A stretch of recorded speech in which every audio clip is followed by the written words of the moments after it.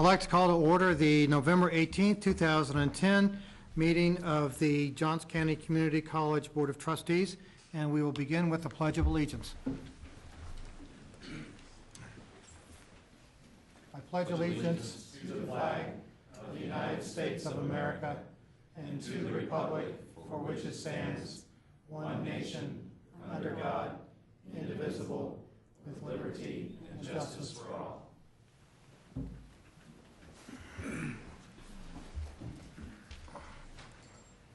And for the roll call and recognition of visitors, Terry Schlicht. This evening's visitors are Ross Bowden, Bill Henderson, and Kim O'Brien. Okay, thank you.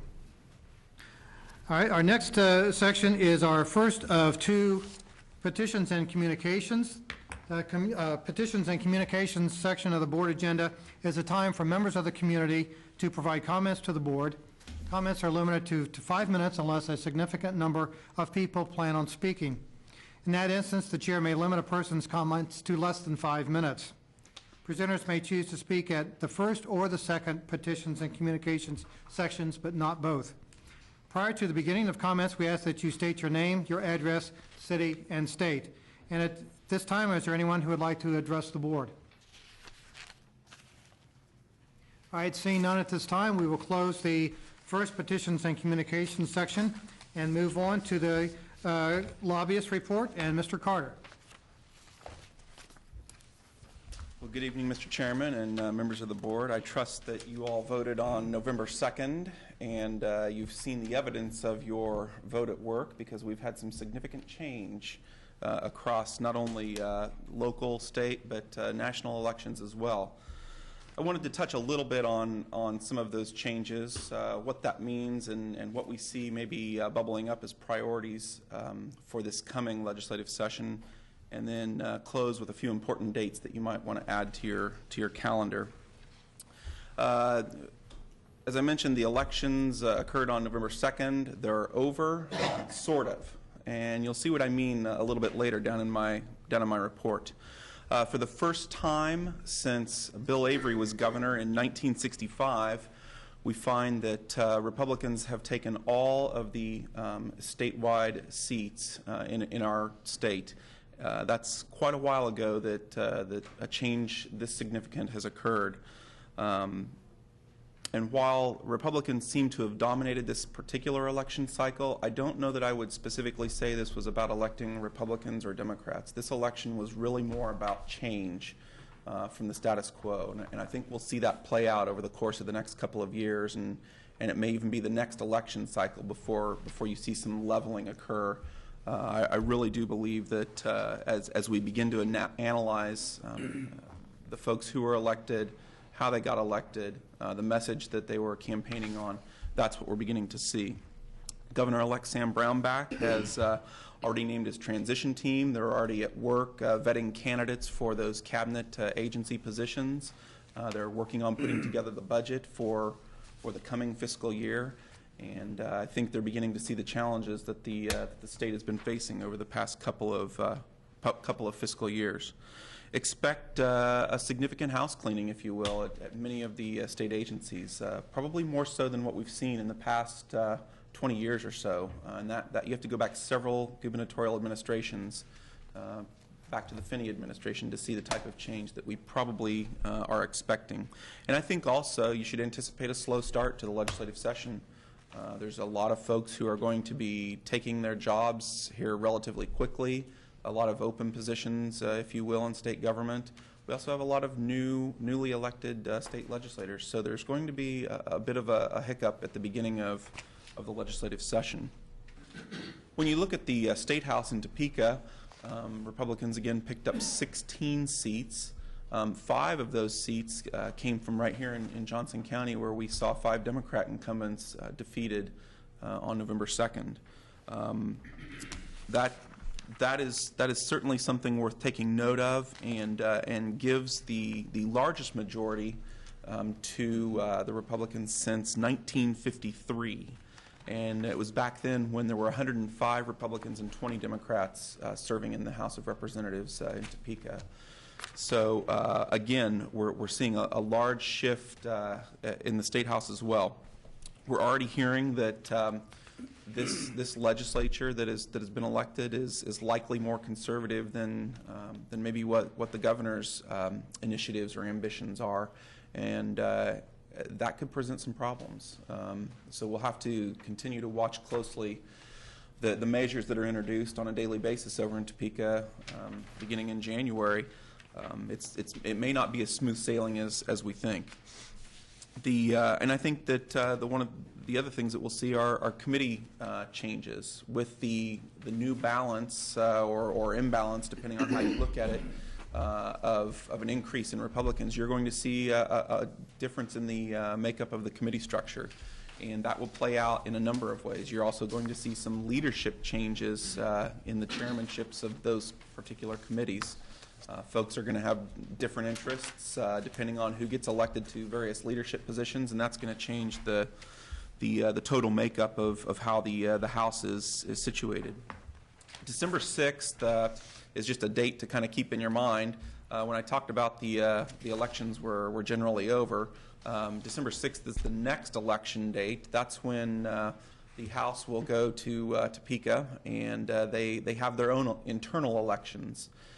There is currently no challenger. We're not hearing any change as far as the speakership is concerned, and so Mike O'Neill will most certainly retain his role as Speaker of the House. He'll keep his job.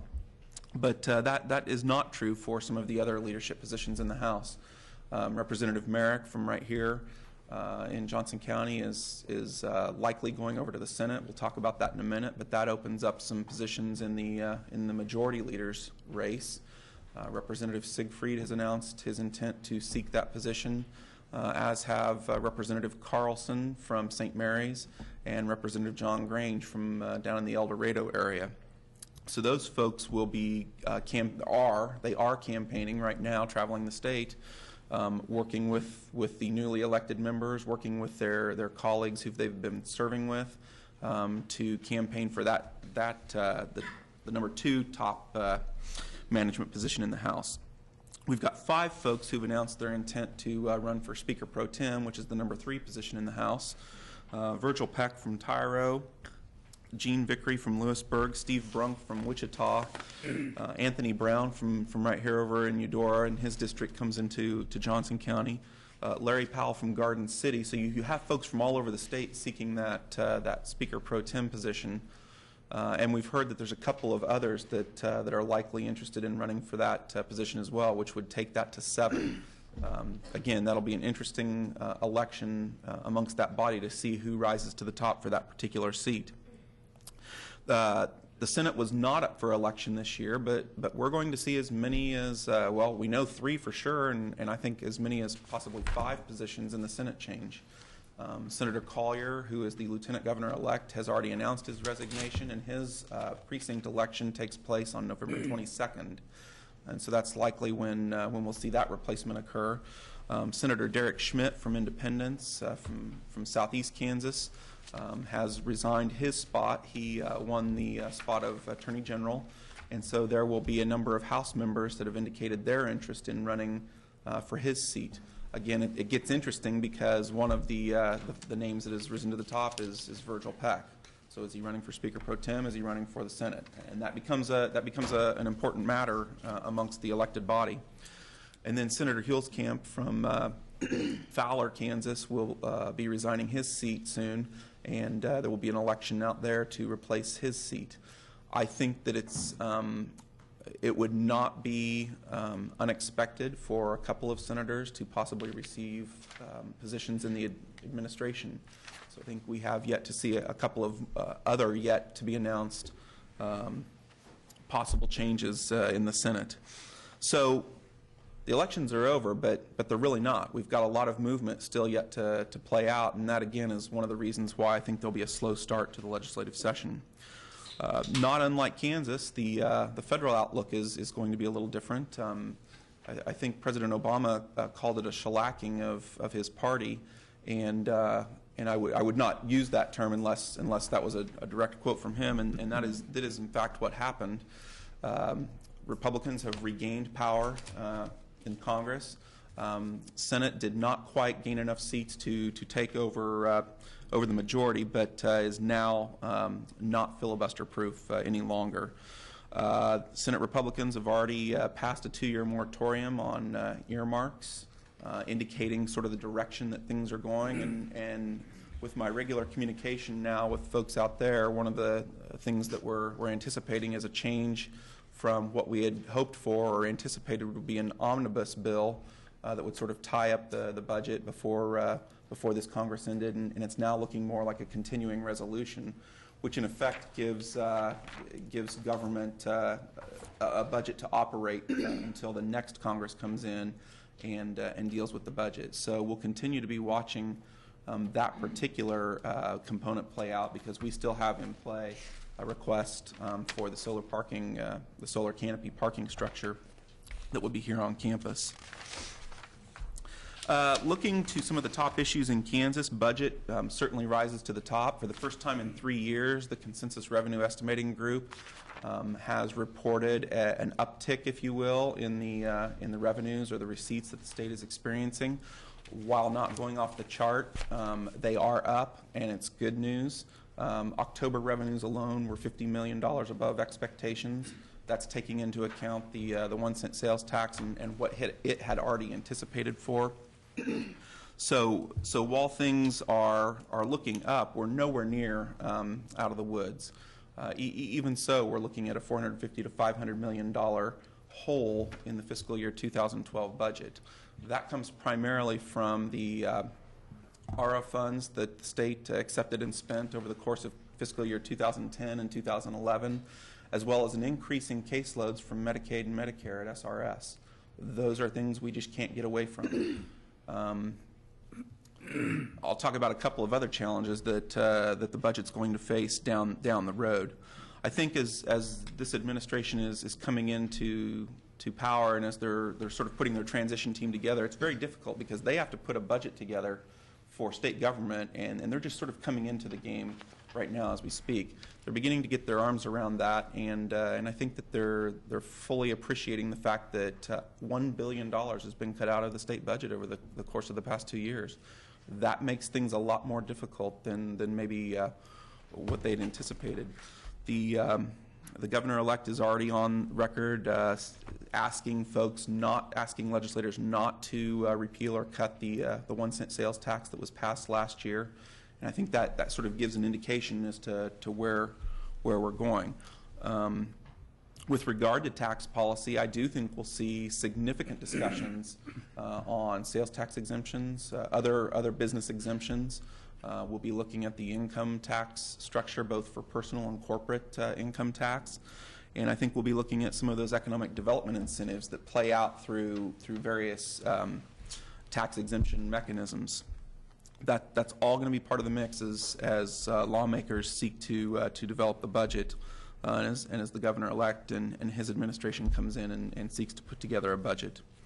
I think the thing that we need to be particularly cognizant of is the potential for shift of the tax burden to the local units of government.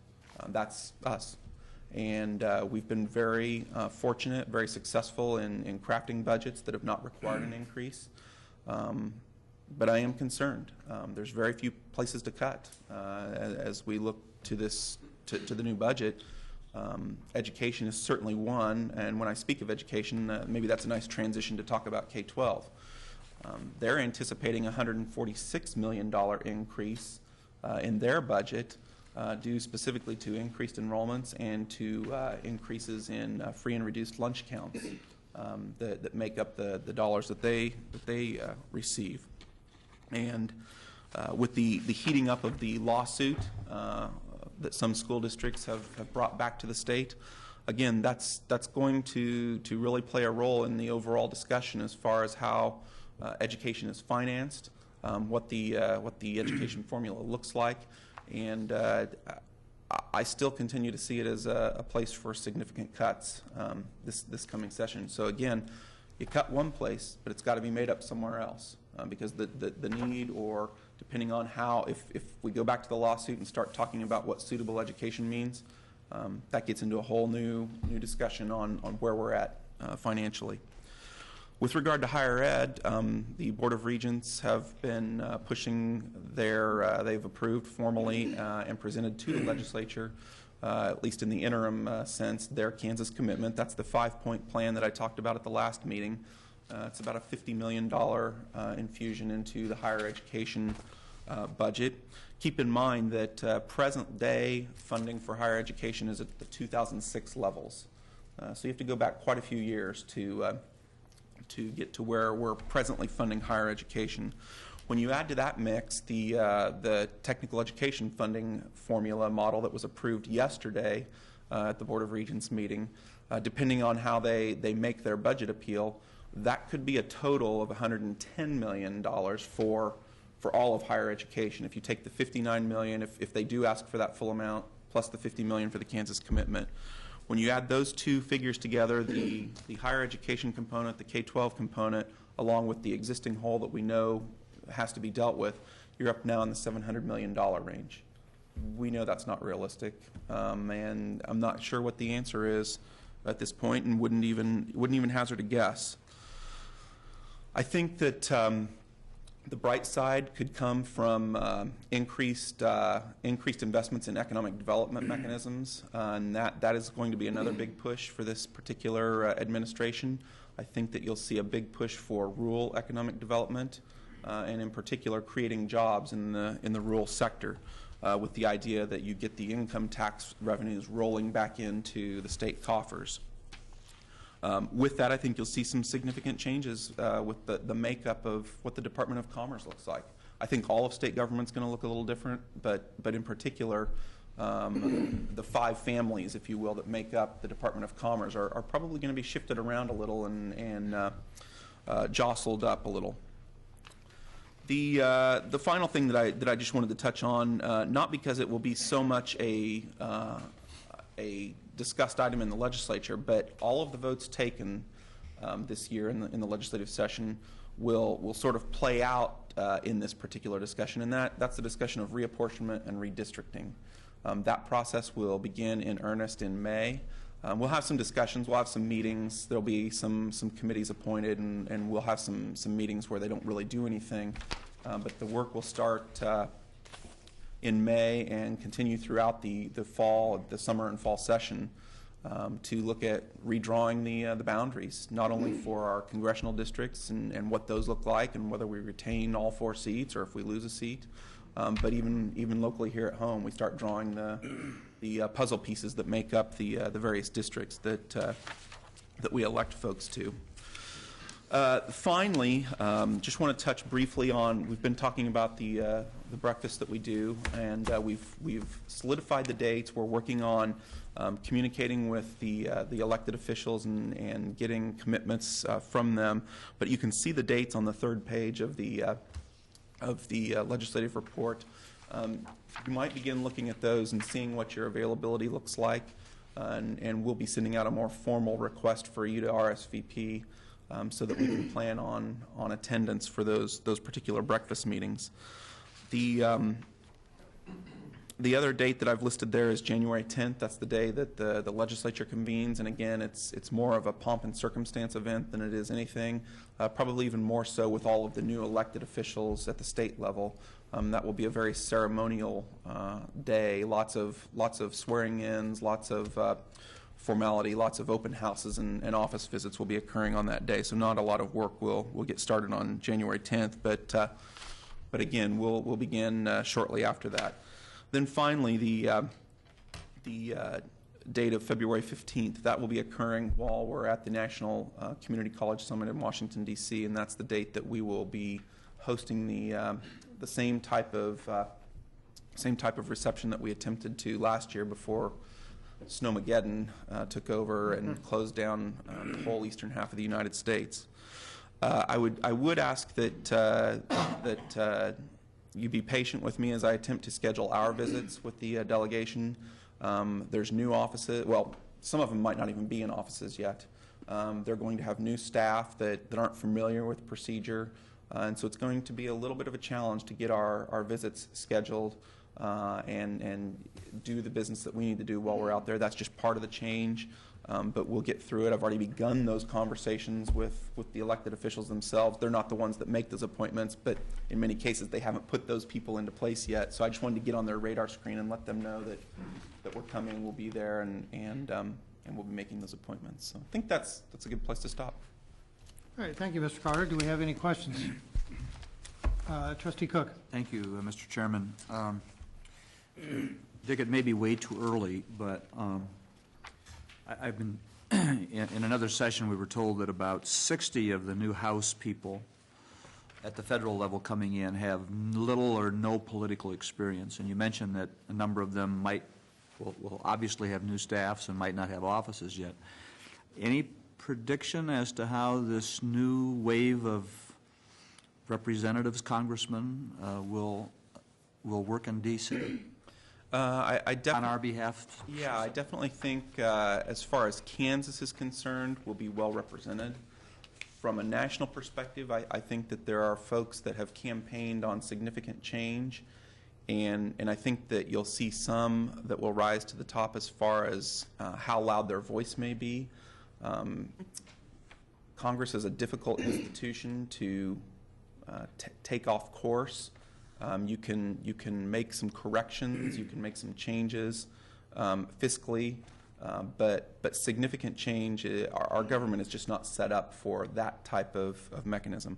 I do think business as we've known it is going to change for a while, and that's going to require continued efforts to maintain those relationships at that level, because it is an important part of the process. Trustee Sharp. I have 3 questions, but I think they're pretty easy. What are we hearing from our friends at the Tech Ed Authority in terms of legislation? Are you hearing any bubbling about another attempt at local option, or is there ask and approval from the regents? Is that going to take care of their needs, they think? Or that could be a question for you and for Dr. Callaway. Sure. You want to talk about what they did yesterday and yes, how that plays out? Yes, and in fact, I'll go into maybe a little more detail during my report later on the agenda, but the Board of Regents yesterday did approve the recommendation from the Tech Ed Authority related to their tiered funding model. They, although their original intention wasn't to approve all the tiers, they had actually planned not to approve the general education tier. In fact, after a lot of conversation, discussion with the community colleges, they did move forward with that. The tech colleges were hoping to hold that back, and it did move forward yesterday. The good news for all of us is that that does provide us, if that model becomes funded, does provide us with additional funding that could help us in the future. As Dick mentioned, the additional request from the regents, which they did agree to move forward with a request for 20% of the new money, would be for about $10 million. We would receive 19% of any new money that comes in, and actually it's almost 20%. So just to give you a ballpark of how that might affect us. But that was a recommendation that came through the Tech Ed Authority, and so we're hoping that all is approved by the legislature. No one's holding their breath, but even absent any new money, we would be. There's no model that they could run where we wouldn't be better off. We'd be remiss if we did not recognize Lynn's work on this funding issue that's been on the agenda for 3, 4, 10 years, at least the 3.5 years that I've been here. And Trustee Mitchelson's work in pushing for a funding formula that provides equity that includes us was finally achieved yesterday. And so, Lynn, just wanted to thank you for your hard work through KACCT. Wouldn't have happened without Trustee Mitchelson, and it's going to make a major change related to our institution. Okay, that helps. Second question is, are we planning a lobby day for the trustees or in Topeka, not in D.C.? We've not done Topeka in a fashion where the trustees come over, although that's something we could certainly take a look at and would be an effective use of your time, I think, as well as advocating for not only Johnson County Community College but the community college system in our state. And that certainly is something that we could take a look at, especially with the influx of the newly elected officials, sort of getting on their radar screen of who we are. If I might just add to that, there was some conversation related to KACCT Day, which would then allow us to certainly be a part of that, however our trustees would want to be represented, whether all or parts of us would want to go forward and participate in that. And that's usually the third week or so of February, I believe. Right. Right after That may the have been what I was legislature. thinking that we've talked about before. Right. And as soon as we have a finalized day on that, we can get that to everyone. But that, I would really encourage all of us, if the time allows for that to happen. Also, I know Corey's with us, and we have talked recently about including student involvement in that. You know, oftentimes, many times, regularly, students are more listened to than sometimes us, who they see way too much. So we probably, Corey, if you're, we'd probably like to work through you and encourage us, our ability to maybe have some of our students go along with us as well. Yes. My third question is about redistricting. If there's any sort of general consensus of how many seats we think we're going to get. I know from 1990 to 2000, we grew about 10,000 a year, and that gave us 5 House seats and a seat and a half in the Senate, state Senate. That I think that Governor-elect Brownback had mentioned 2 to 3 Senate seats and 7 to 9 House seats. I didn't know if there was any sort of among your peers, if there's a general consensus about the number that we're going to see. I don't think there's been much discussion about the number itself, other than the fact that we know that there's going to be some shift in the districts. But I don't think anybody's really gotten out there and started to handicap what the numbers are going to look like yet. Okay. I just think that's important for us to keep an eye on, because in 2002 it was the first session where urban and suburban legislators outnumbered rural, and I think we'll see another jump in that. It could be that the House, just Johnson County House members could equal 30 in the House out of 125, and could equal 10 in the Senate, 10 of 40 in the Senate. So that's a big chunk of representation in the House and Senate for us, and we just need to be sure that we're keeping on top of, well, I mean, I know that you are, but it's good for us to know what's going on. So I would agree. And just one comment on that. I think the important part of having more members from Johnson County and a bigger representation is, will they work together when they get up there? And I'd like to hear your observations on that. Is there any better chance that they're going to work together than We'll find out on January 10th. well played. All right, do we have any other questions? Mr. Carter, thank you. That takes us to the awards and recognitions portion of our agenda for this evening, and Dr. Reinhardt. I have the pleasure of recognizing a number of faculty and staff.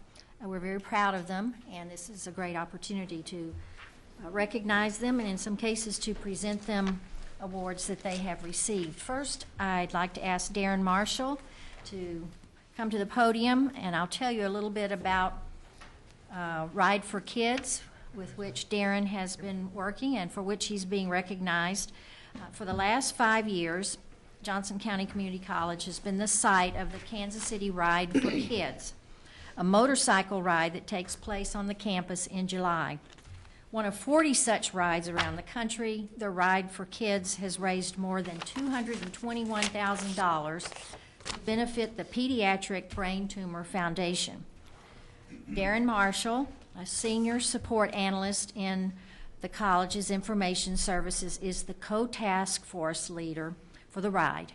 He's here to update us about the ride efforts and the college's role in their fundraising efforts, and to receive a plaque to give him special recognition. Actually, I want to give this plaque to the board. There's some, we give one every year. They're around here somewhere. So I want to join that in recognition of the college's effort. I just want to do a real quick thing of what the Pediatric Brain Tumor Foundation is all about. 28 years ago, a gentleman named Mike Trainer had a coworker come into his office who was crying, and his daughter had just been diagnosed with a brain tumor. And after a couple hours of talking, crying, and praying, Mike decided he really needed to do something. That planted the seed for the Ride for Kids, first ride in Atlanta, that raised about $5,000. Since then, there are 40 rides across the country now every year, and since in that 28 years, the Ride for Kids has raised approximately $60 million for research for pediatric brain tumors. In 1991, Mike and his wife Diane started the Pediatric Brain Tumor Foundation. They are the largest non-governmental funding source for pediatric brain tumor research. We just finished a 5-year grant to Johns Hopkins for $5 million, and it has been continued for another 5 years for another $5 million. I just came back last week from the national meetings, and the doctors are just doing incredible work and setting up stuff with the money we give them. I want to thank the college for giving us the space. I wish I could name every single person that helps, but I just don't have the time here to do it. I want to highlight some people. Dining Services, Jay Glatz, and John, I can never remember his name, Rothwell, the chef. They go out of their way to help us. They give us space to build our lunches. They give us space to store our lunches that we offer at the ride.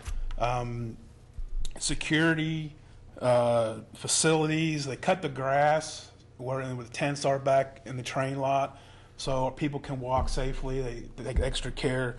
Scheduling office is great with working with us. They give us a meeting space every month so we can meet. Risk management, we work great with them. I call them the grounds crew. On the day of the ride, when everybody comes back, we give them the lunch. We have like 10 trash cans, and people literally stand there and wait for the trash cans to be full to pull the trash cans, and so no trash ever hits the ground. They're right there. They're always there. They're absolutely wonderful.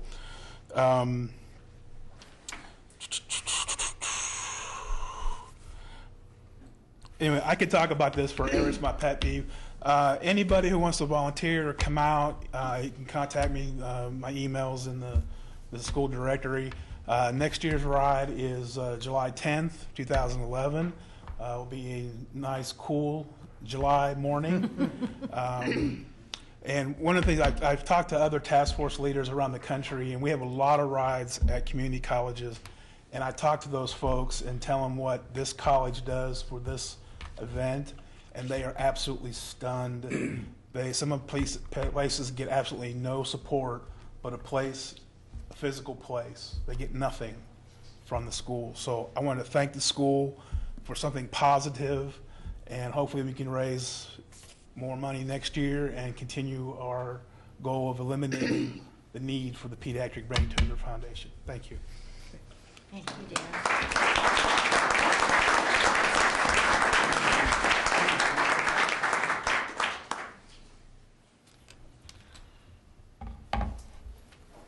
I'd also like to recognize 3 JCCC employees who won awards at a recent staff development conference. Actually, this was at the NICSPOD. We have all these wonderful acronyms, which stands for the North American Council for Staff Program and Organizational Development. These awards were presented at the annual conference, and so I'd like to ask Charis Sawyer, Kathy Meisenhelter, and Renee Arnett if they would come forward.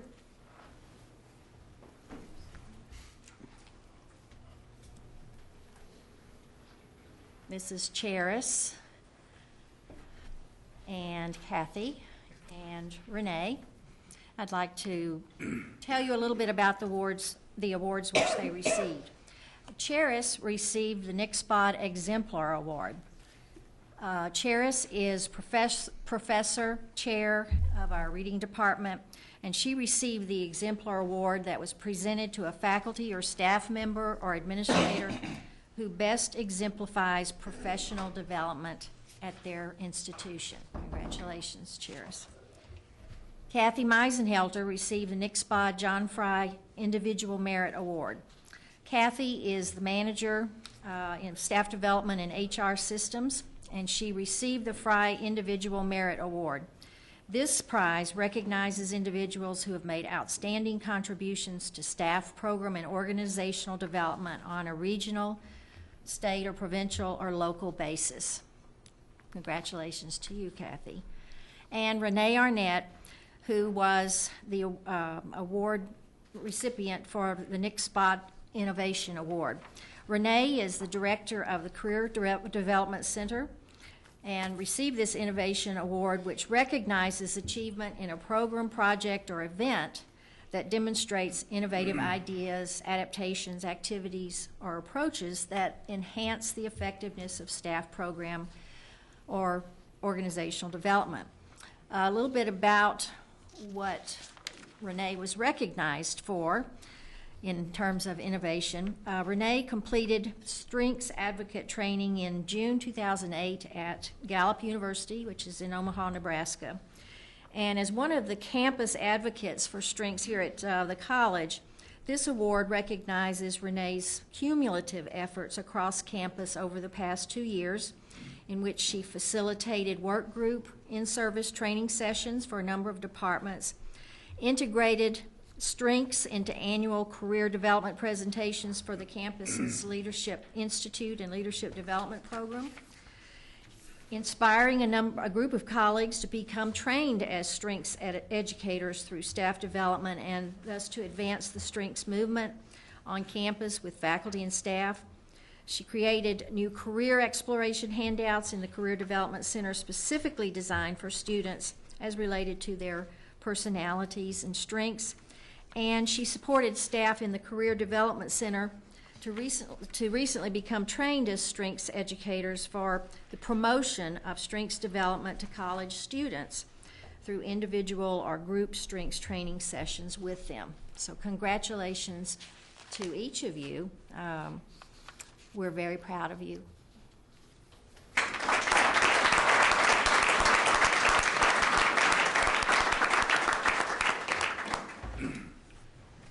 I'd also like to ask Leanne Cunningham if she would come forward.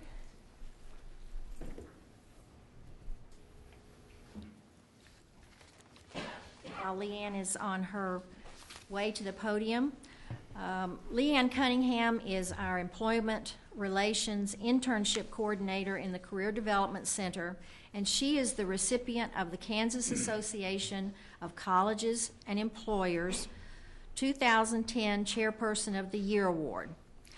This award recognizes outstanding contributions by a KACE committee chairperson during the past year. Wendy Shoemaker, who is the Senior Associate Director of the Career Services Center at the University of Kansas, nominated Leanne for the award and wrote, "Leanne has been instrumental in the past year in helping to arrange for new conference site facilities at Johnson County Community College for the 2011 annual meeting.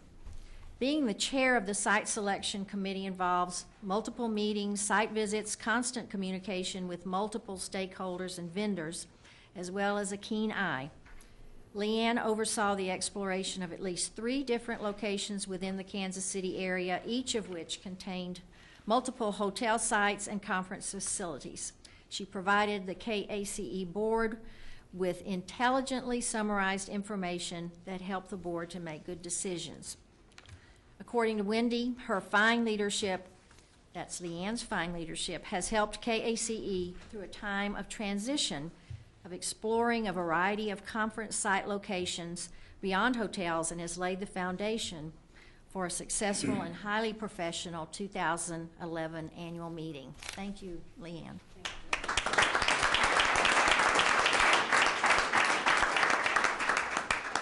And I would also like to recognize 3 of our faculty members. Mary Dees, who's a member of our math faculty. Dave Krug, who is a member of our accounting faculty. And Dr. Jim Leiker, who is a member of our history faculty. They are the recipients from Johnson County Community College of the 2010 NISOD Excellence Award. Another acronym, but a very important one. NISOD stands for the National Institute for Staff and Organizational Development. NISOD was instituted in 1978 with its purpose being to serve, engage, and inspire higher education faculty and staff. The conference, its resources and publications strive to reinforce the importance of teaching and leading and to celebrate instructors, staff, and administrators who make good on the promise of the open door. In 1989, the University of Texas at Austin conducted a national study of teaching excellence. NISOD hosted at that time the first ceremony to recognize those who had been featured as leaders in receiving the Teaching and Leadership Excellence Award. So in 1989, the first ceremony was held to recognize individuals like Dave and Mary and Jim. And the response to this was so positive that this has become a tradition. So early each academic year, NISOD member presidents submit the names of individuals whom their college would like to recognize for excellence in education. And the institutions are able to establish the criteria for this selection. All individuals whose names are submitted are recognized as NISOD Excellence Award recipients, and they are honored on the last day of the conference with a medal, and their pictures appear in the awards booklet. The medallion has been cast especially in their honor. So we are very pleased that Dave Crew, Mary Dees, and Jim Liker were the recipients for this 2010 award. Congratulations to each of you. And do we have one of the medallions? Oh, you all have your medallions. Wonderful. As you can see, they're very dramatic in their appearance and very special, cast especially for recipients like these. Congratulations, and thank you for all you do for the college.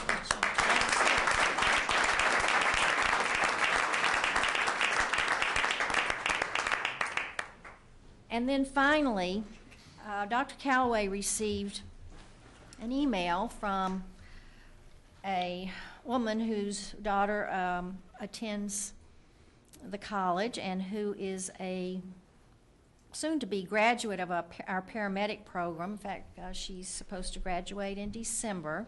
Her name is Courtney Leanne Hale. Does she happen to be here? This is a little bit short notice, but her mother asked if we would publicly recognize her. And I would like to read to you the email that Dr. Calloway received from Courtney's mother.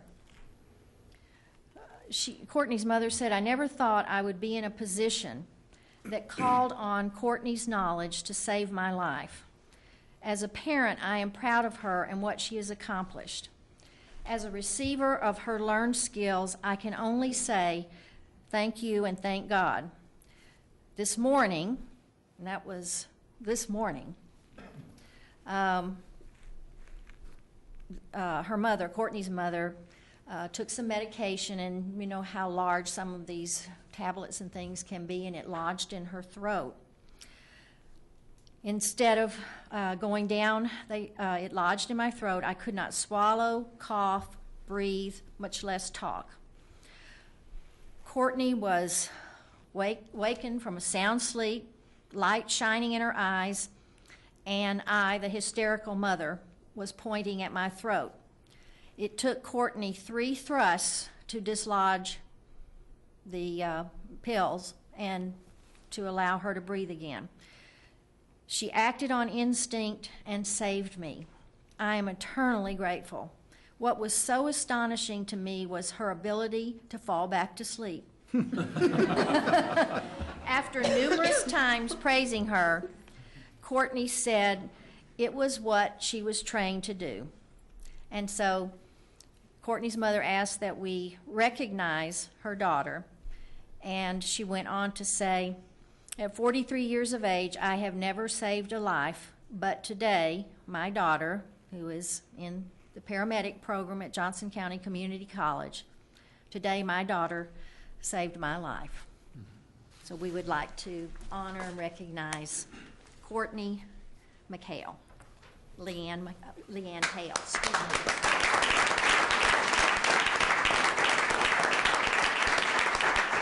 Say her name properly again, Courtney Leanne Hale. All right. Thank you, Dr. Reinhardt.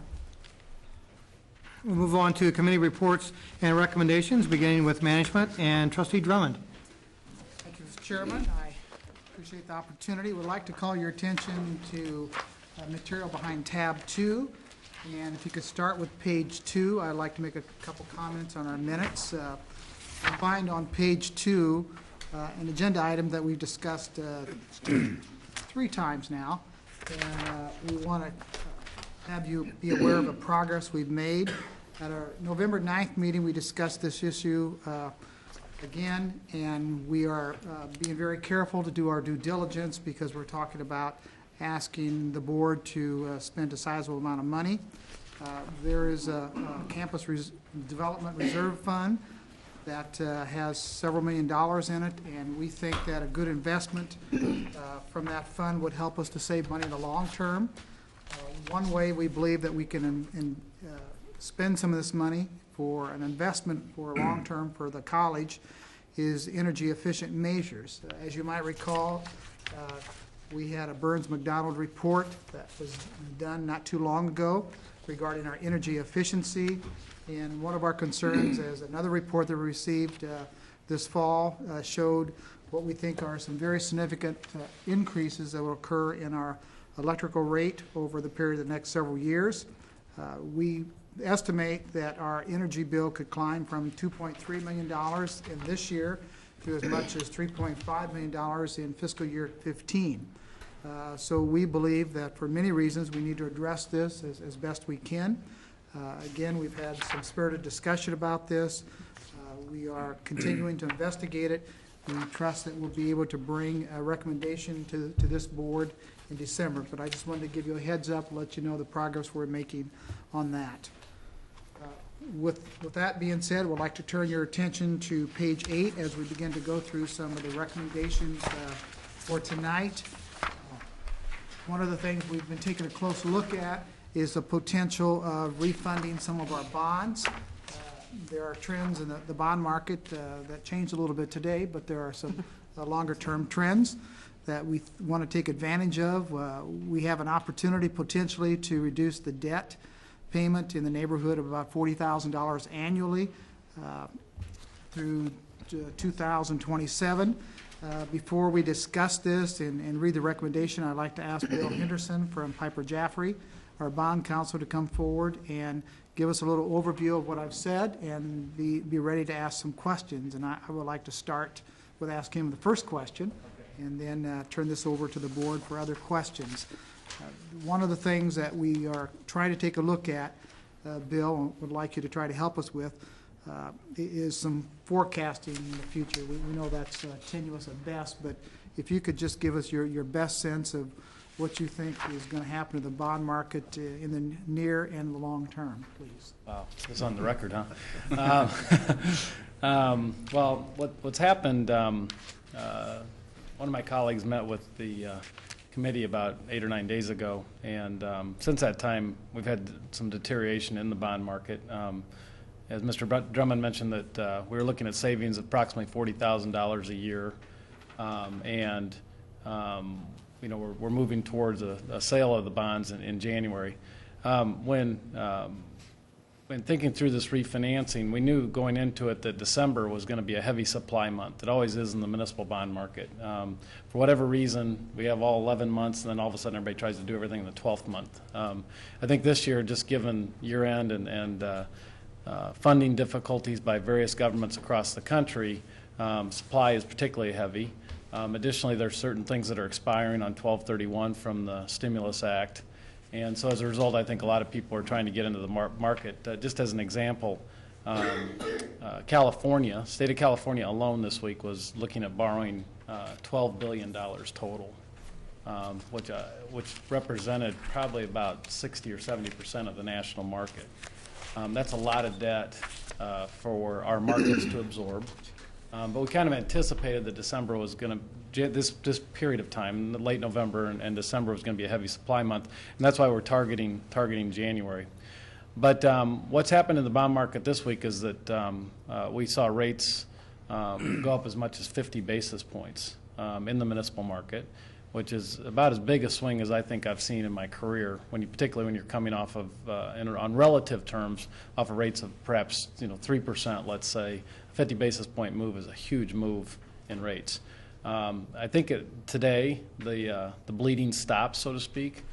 Rates stabilize today in markets, and so I hope that the trend will be more favorable going into January, largely as the supply goes away. And the market has more time to digest the supply. And I think that'll occur. So I guess right now we're 2 months away from the sale. I feel, I think we got to keep moving, and because as quickly as things have gone up, things can come back fairly quickly too. So the best thing we got going for right now is time. But that $40,000 annual savings, if we were to sell those bonds today, would be more like 20,000? Or like 15 today. And I wouldn't recommend you move today, because I think passage of time is going to help us, and so therefore if we were doing it today, then keep in mind we're not doing it today. So what we're doing is getting the authorization to proceed to get it prepared, and obviously I'll be able to keep the college updated when we get past the end of the calendar year. And that mechanism by which you're watching the market and you decide to go or not go, who all is involved? Bob Fraser and you? Yeah, and I will keep hitting Bob with email updates, and he can communicate it as necessary inside the college. What can go wrong with the California sale that could affect us in January? Well, it'll be gone by then. They actually pulled $10 billion of it because of a lawsuit. I've not been in the office the last 2 days, so I don't know the current status of the offering, but it's going to be proceeding fairly shortly. But all that should be absorbed into the marketplace. And you anticipate that being done successfully, whatever that means? Yeah. The market will always clear. It'll just seek a higher level and higher level until debt clears the market. And so there's no question in my mind the supply will get absorbed. The question is at what rate. And but historically, January is a very low supply month. It always has been a low supply month. December is a high supply month. So we just got to get past this period in the marketplace. I have one question. It looks like for the Series 2002 bonds, the unpaid amount was $10.6 million. Right. And our new bonds are for 11.5. And can you explain the $900,000 difference there? The Series 2002 bonds can't be redeemed officially until 2012. As a result, when you do an advance refunding, you take the proceeds of the new bonds and place them in escrow. So if you can keep in mind that the rate on the old bonds is probably about 5.4%. So you're going to be defeasing that debt, and so you deposit monies in an escrow account that's costing you 5.4 while you're only earning 0.4. Okay. So it causes you to issue more. All that's factored into the analysis. And then also, too, we do what's a break-even analysis, saying that if we wait till 2012 to issue the debt, where we wouldn't need an escrow, how much would rates have to go up before that would not be cost-benefit to doing it now? And right now, that's probably about a 50 basis point change. So you say to yourself, well, do I take rates today, take my savings, or do I bet that rates will be no more than 50 basis points higher in the future? That's the trade-off. And I think right now, given that that's not a huge change in the market, in fact, we saw that change this week in the marketplace. That's how quickly things move when they're going up. Then that's why we would recommend moving forward with the refunding at this time, particularly if we can get to the $40,000 annual savings level. All right, thank you. One other question before we move to the recommendation. One of the points of discussion we had in the management committee was developing a policy that would serve as sort of an automatic trigger for the board and for the management committee in terms of when we hit that place where we are now, or where we thought we would be now, then it would be sort of an automatic presentation to the board regarding this is the best time to refund the bonds because we have a profitable decision to make at that point. What's your sense about that in terms of creating a policy that would serve as a trigger for this board? Not a decision, but a trigger for this board to consider a decision. Yeah, we have a number of clients that have refunding policies on the books. And I would want to talk with Randy Irie from Gilmore and Bell, who's the district's bond attorney, about how far you can go with that policy. But there's no question that you could adopt a policy that says that when debt, you'll pursue refundings whenever present value savings hit X level. And I can work with Bob to get some language for you. Okay. Would that be the board's pleasure? Would you like us to move forward with the development of that policy, bring it back to you for discussion to see whether you want to adopt it or not? Or? Well, short of that, we have a financial advisor who's charged with the responsibility of coming to us when there's a window to do something anyway. So if we had the policy in place, I guess it would help, but it's his job to make sure we don't miss the windows. He's watching all of our issues and trying to figure out when that we can do an advanced refunding and save money. So I think it's 6 of one, half a dozen another, but it doesn't matter to me. But we're going to know about it because he or whoever our financial advisor is, that's their job, is to make sure we don't have debt where we could refinance it at a lower rate. Chairman Weiss, I believe I'd be in favor of having said policy in place. I think that gives reinforcement. I appreciate Trustee Mitchelson's position, and I have lots of confidence in what you're doing, but I would be in favor of a policy. I don't believe that that's anything that requires a vote, other than just a consensus of the board, and it doesn't sound like it's going to do any harm to proceed, so I would say proceed. Yeah, we'll go ahead and get language sent over. Good. That we see it from other entities. Do we have a contract with you? Is that how this contractual is that how it can be addressed to? It may already be in the contract. Yeah, it may be. I mean, we ought to look at that too and not be redundant in this. Yeah, I'll get with Bob and figure out what's in the contract presently, and then also to it's just one paragraph, it's kind of sample language. I'd like to commend you and specifically Bob Prater and his staff, because I know you've done this periodically and you brought this forward to us. So to realize these savings, and it really does help us, and so it's good that you are being proactive in this. And I would echo that. Oh, thank you. Thank you very much. Thank you. Appreciate that. I will move forward with a recommendation then. Is a recommendation of the management committee that the Board of Trustees authorize a recommendation of the college administration to adopt a resolution authorizing for sale the student commons and parking system refunding revenue bonds in the approximate principal amount of $11,825,000 as found on pages 9 and 10 in your board packet. I'll second that. Okay, we have a motion and a second. Any further discussion? Well, just one thing, Mr. Chairman, that is subject to their determining there's still a saving to be realized. Right. So we wouldn't go ahead. Of course. So it's not in the recommendation, but I hope we all understand that the window may go away and we don't do that. Right. All right. Any other discussion? All those in favor, please signify by saying aye. Aye. Any opposed? Motion passes. Thank you very much. Moving to page 11, you have proposed guidelines for the 2011-12 budget. If you take a close look at other pages involved in this, number 5, you will see that in discussion in the management committee, we decided to change a little bit in terms of what we estimated some of the changes in assessed valuation would be. We're projecting a 3% decline, and this translates into a potential decline of funding of nearly $2 million for next year. We're also looking down the road on the 5-year projection, and in fiscal year 13, we're looking at a 1% decline, fiscal year 14, plus 1% increase, 15, 2% increase, and 16, a 3% increase. The administration did some research, talking to folks at the county, talking to folks of a very prominent financial institution here in town, trying to get a sense of what different people were thinking regarding the valuation in our county.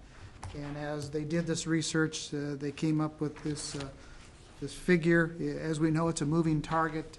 For us to guess exactly probably is not possible. But in discussion in the management committee, we feel very comfortable that this is an awful good place for us to start. So, be glad to have our staff field any questions or comments or assessments of your sense of our guidelines.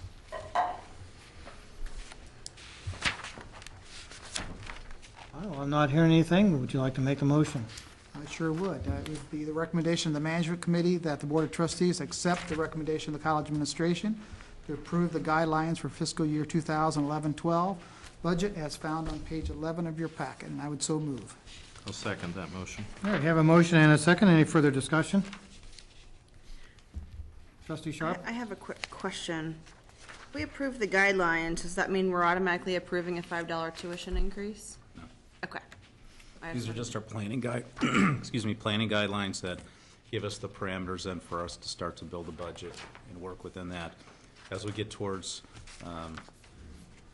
the April board workshop, then between now and then we'll have conversations with with our student leadership. We'll also take a look at all the other factors and get additional information from the county. Right now, we are predicting a 3% decline. It could be 4, it could be 5, it could be 1. I think it's going to be probably closer to 3 or 4 than it is 1 or 0.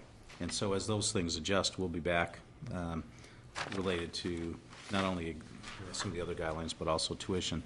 One of the things that we also have not built into this is the impact, if any, on with the new funding formula and any new funds we might receive. So, for instance, if we see, new funds come to us related to the new funding formula, then that certainly would be something that I would expect would impact the student tuition recommendations. Be nice to get to 0. Yeah. Okay, I just wanted to make sure I'm still learning the sequence of events of how everything falls in the calendar. These are general planning parameters, and we'll be back for official action on all of the activities.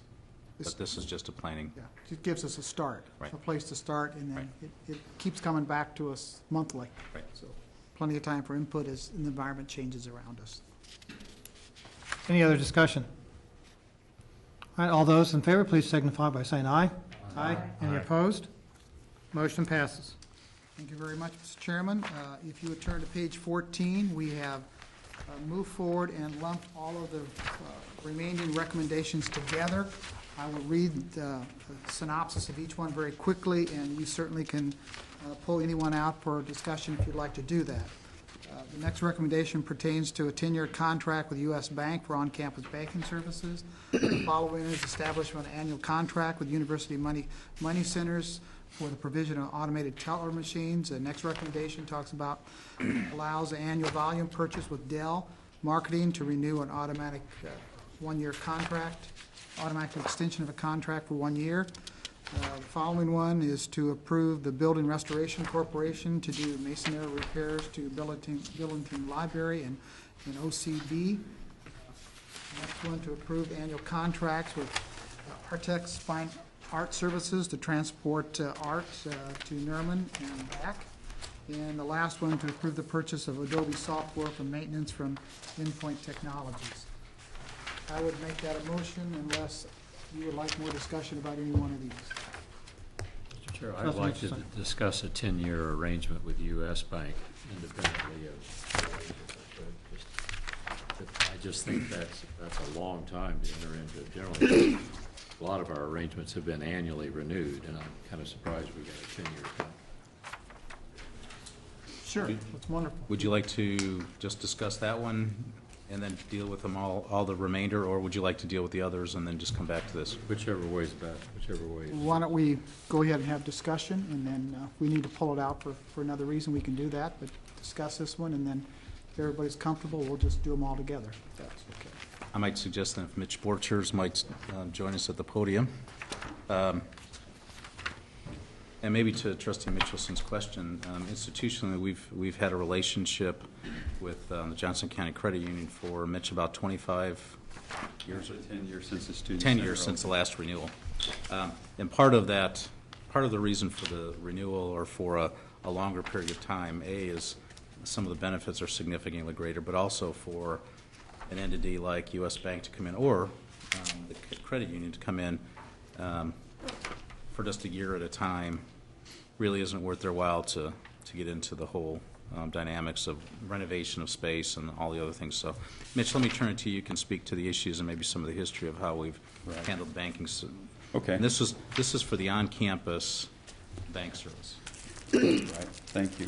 As Dr. Callaway mentioned, we've been with the credit union for 10 years and reached the end of that contract, so we went out for bid, solicited bids from like 37, I think, were on our list. We were with them for 10 years, but was it an annually renewable contract and it just went 10 years, or was it a 10-year contract? It was a 5-year initial term with a 5-year renewal, so it was renewed one time.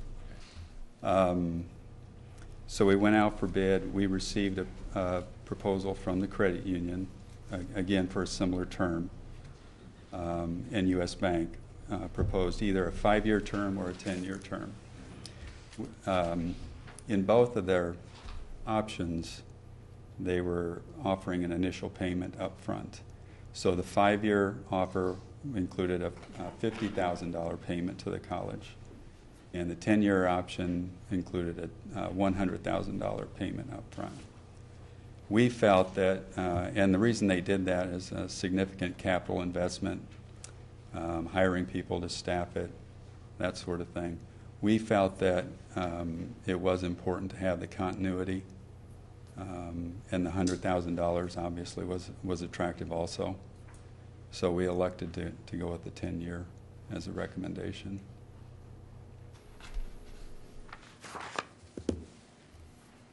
Anything else, Trustee Mitchelson? Well, I guess our legal counsel looks at these contracts and says that a subsequent Board of Trustees can't void what has been done by this Board of Trustees, so a 10-year contract lasts, or? That's true, and this was, one of the considerations on this contract was that the college is receiving money as opposed to other, typical leases, long-term leases where we have an obligation to go in the direction. So that was one of the things that we talked about. We have looked at this agreement. And what are the capital expenditures they need to make as an investment? They'll be primarily carpet, paint, signage, ATM. They'll have one ATM at the location. Wiring, they have to retrofit some of the infrastructure over there, computer equipment, and then primarily staffing. We won't have any costs associated with We won't have any costs at all. In fact, the credit union has left it in such good shape they won't have much either outside of that. In our previous arrangement with the credit union, how much upfront money had they paid to get their 5-year plus 5 renewal? They did not have any upfront money. What they were paying up till today for the entire 10 years has been $1,200 per month. Their proposal was for $1,300 per month, and then a cost of living increase each year. And U.S. Bank's proposal is for $2,500 per month, regardless of the term. We felt another factor, though, that was kind of important was that if we were to go out for bid again in 5 years, we didn't know how likely it would be that we'd have another opportunity like that, or that we would get any interest at all in even, having a branch here. So we have quite a few. Obviously, as a commuter campus, there are a lot of banks in the area, and so they're taking somewhat of a risk, I guess, in having this location. Don't you think the likelihood we'll have a population of more students 5 years from now, so they've really got a bigger market than they had? I do. If we go out 5 years from now. Yeah, in fact, that's a very good point. Also, U.S. Bank has the student one card program right now, so they do have a kind of a natural relationship there, if you will.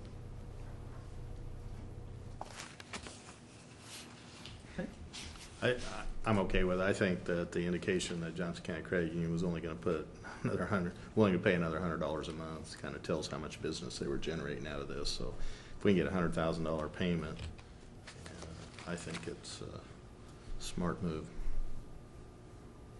Trustee Sharp, did you have another question? No, I don't think so. Right. I do have one question related to this. Why would we go with U.S. Bank for one ATM and then go with someone else for the remainders? The reason for that is that U.S. Bank was only interested in having the location outside the branch for off hours for their customers. Both of the actually 2 or 3 of the proposers told us that that's kind of a dying market, that there really isn't that much in the ATM volume anymore. People tend to take out more or get more money back when they go to the grocery store or something like that than use an ATM where they pay a fee.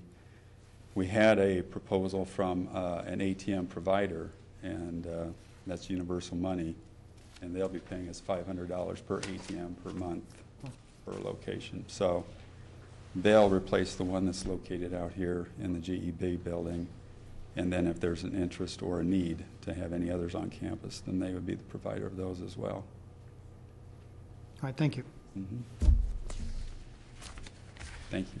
All right, do we have any other discussion related to these motions? I believe we need a second, and I will second the motion. Okay, all right, thank you.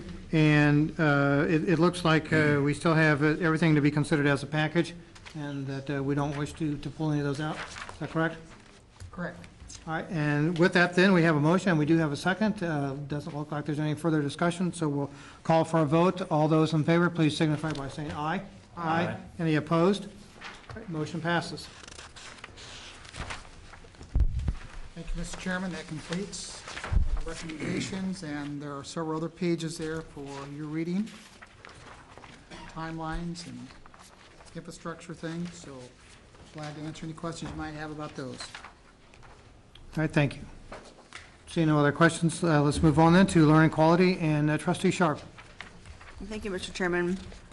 There is one recommendation out of the Learning Quality Committee about tuberculosis. There was a recent increase in the regulations from the state for campuses, specifically targeted at campuses and students who are coming in, whether it's as international students or students that have studied abroad in countries where TB is endemic and classified as such by the CDC.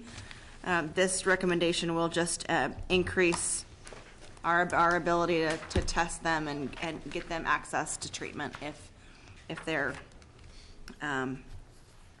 determined to be exposed to the disease.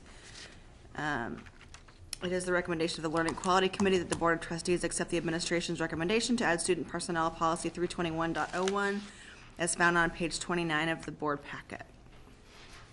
And I would make that motion. Second. Okay, we have a motion and a second. Any further discussion? I have a question, actually. Mr. Chair, Trustee Real? do we have a mechanism in place to identify who these students are? As a practical matter, how do we figure out who has traveled to or resided in? I mean, some are easier than others, obviously. We know if they've recently moved from there, but. I think structurally, yes, in terms of study abroad programs and international students, but I don't know about, do you take a trip to Thailand, or I don't know where TB is. Is that a question for Dr. Day? As part of the application process, there will be a 5-question screening as students do their application. If there's a yes there, then they'll be put into that box. Okay, thank you. We may want to consider something for students who aren't applying, who are already here, and spend an independent study or something that isn't logged with the college. Right now, we're choosing to go with the visa students and those students that we have identified that have come from foreign countries in the last year that are current students. And we're sending information out to them to have them screened and then possibly tested as well. And then on study abroad, there's very few students that will go that length of time, and we have that information. Thank you. Thank you. All right. Anything else? All All right, we have a motion and a second. All those in favor, please signify by saying aye. Aye. Any opposed? Motion passes. The second item that we covered were some additions and deletions to the curriculum. Again, this is just cleaning up classes that are no longer job producing or the topics are covered by other courses. So I think it's just an excellent way that the curriculum folks are going through and really cleaning house and getting rid of some stuff that's not needed anymore.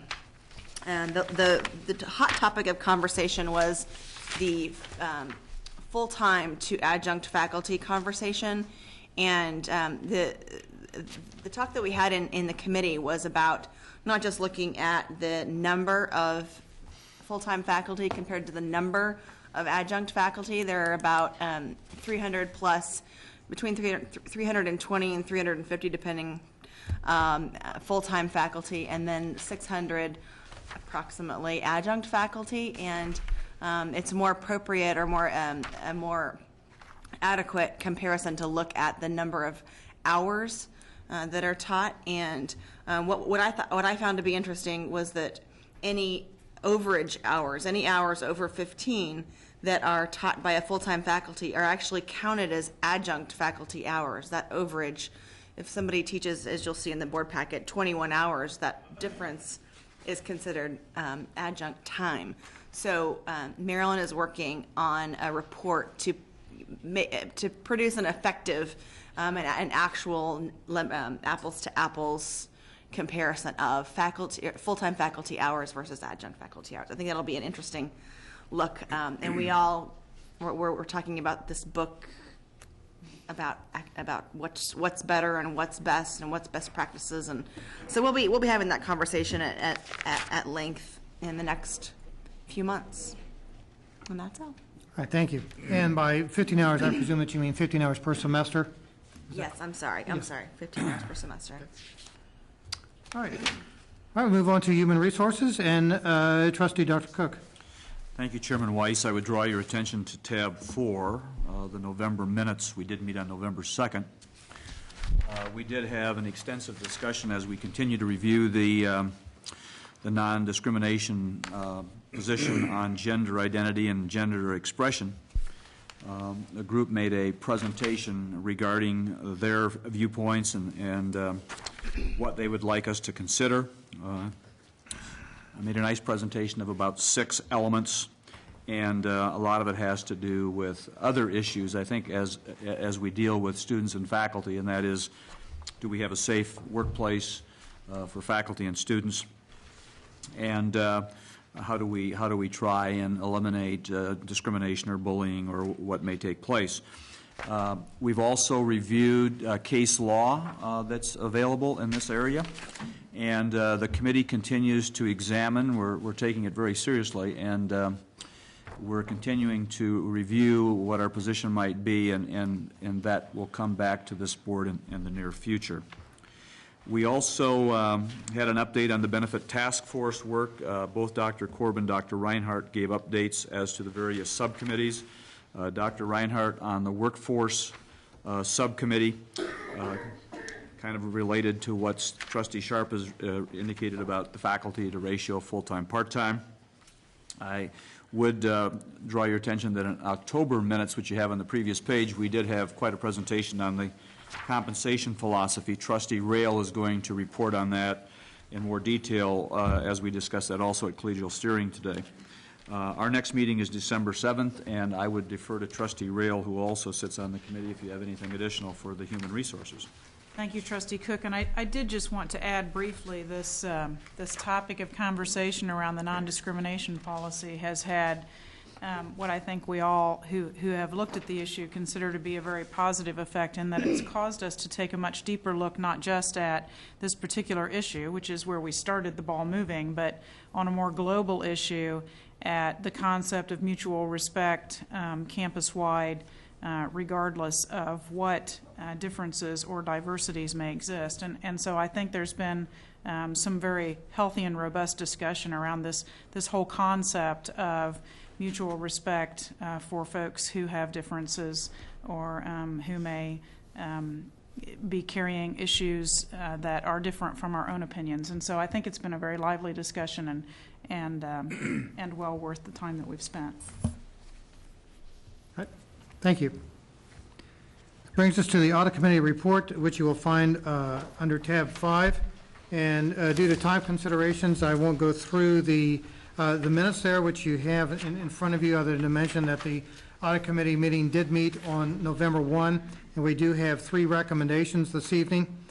The first having to do with the audited financial statements, which the college received an unqualified opinion, which is the highest opinion that you can get.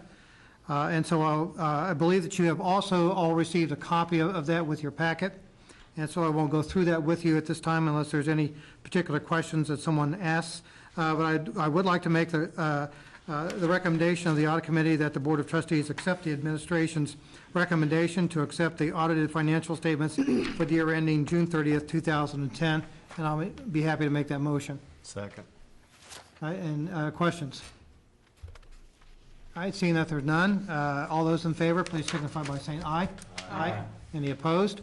Motion passes.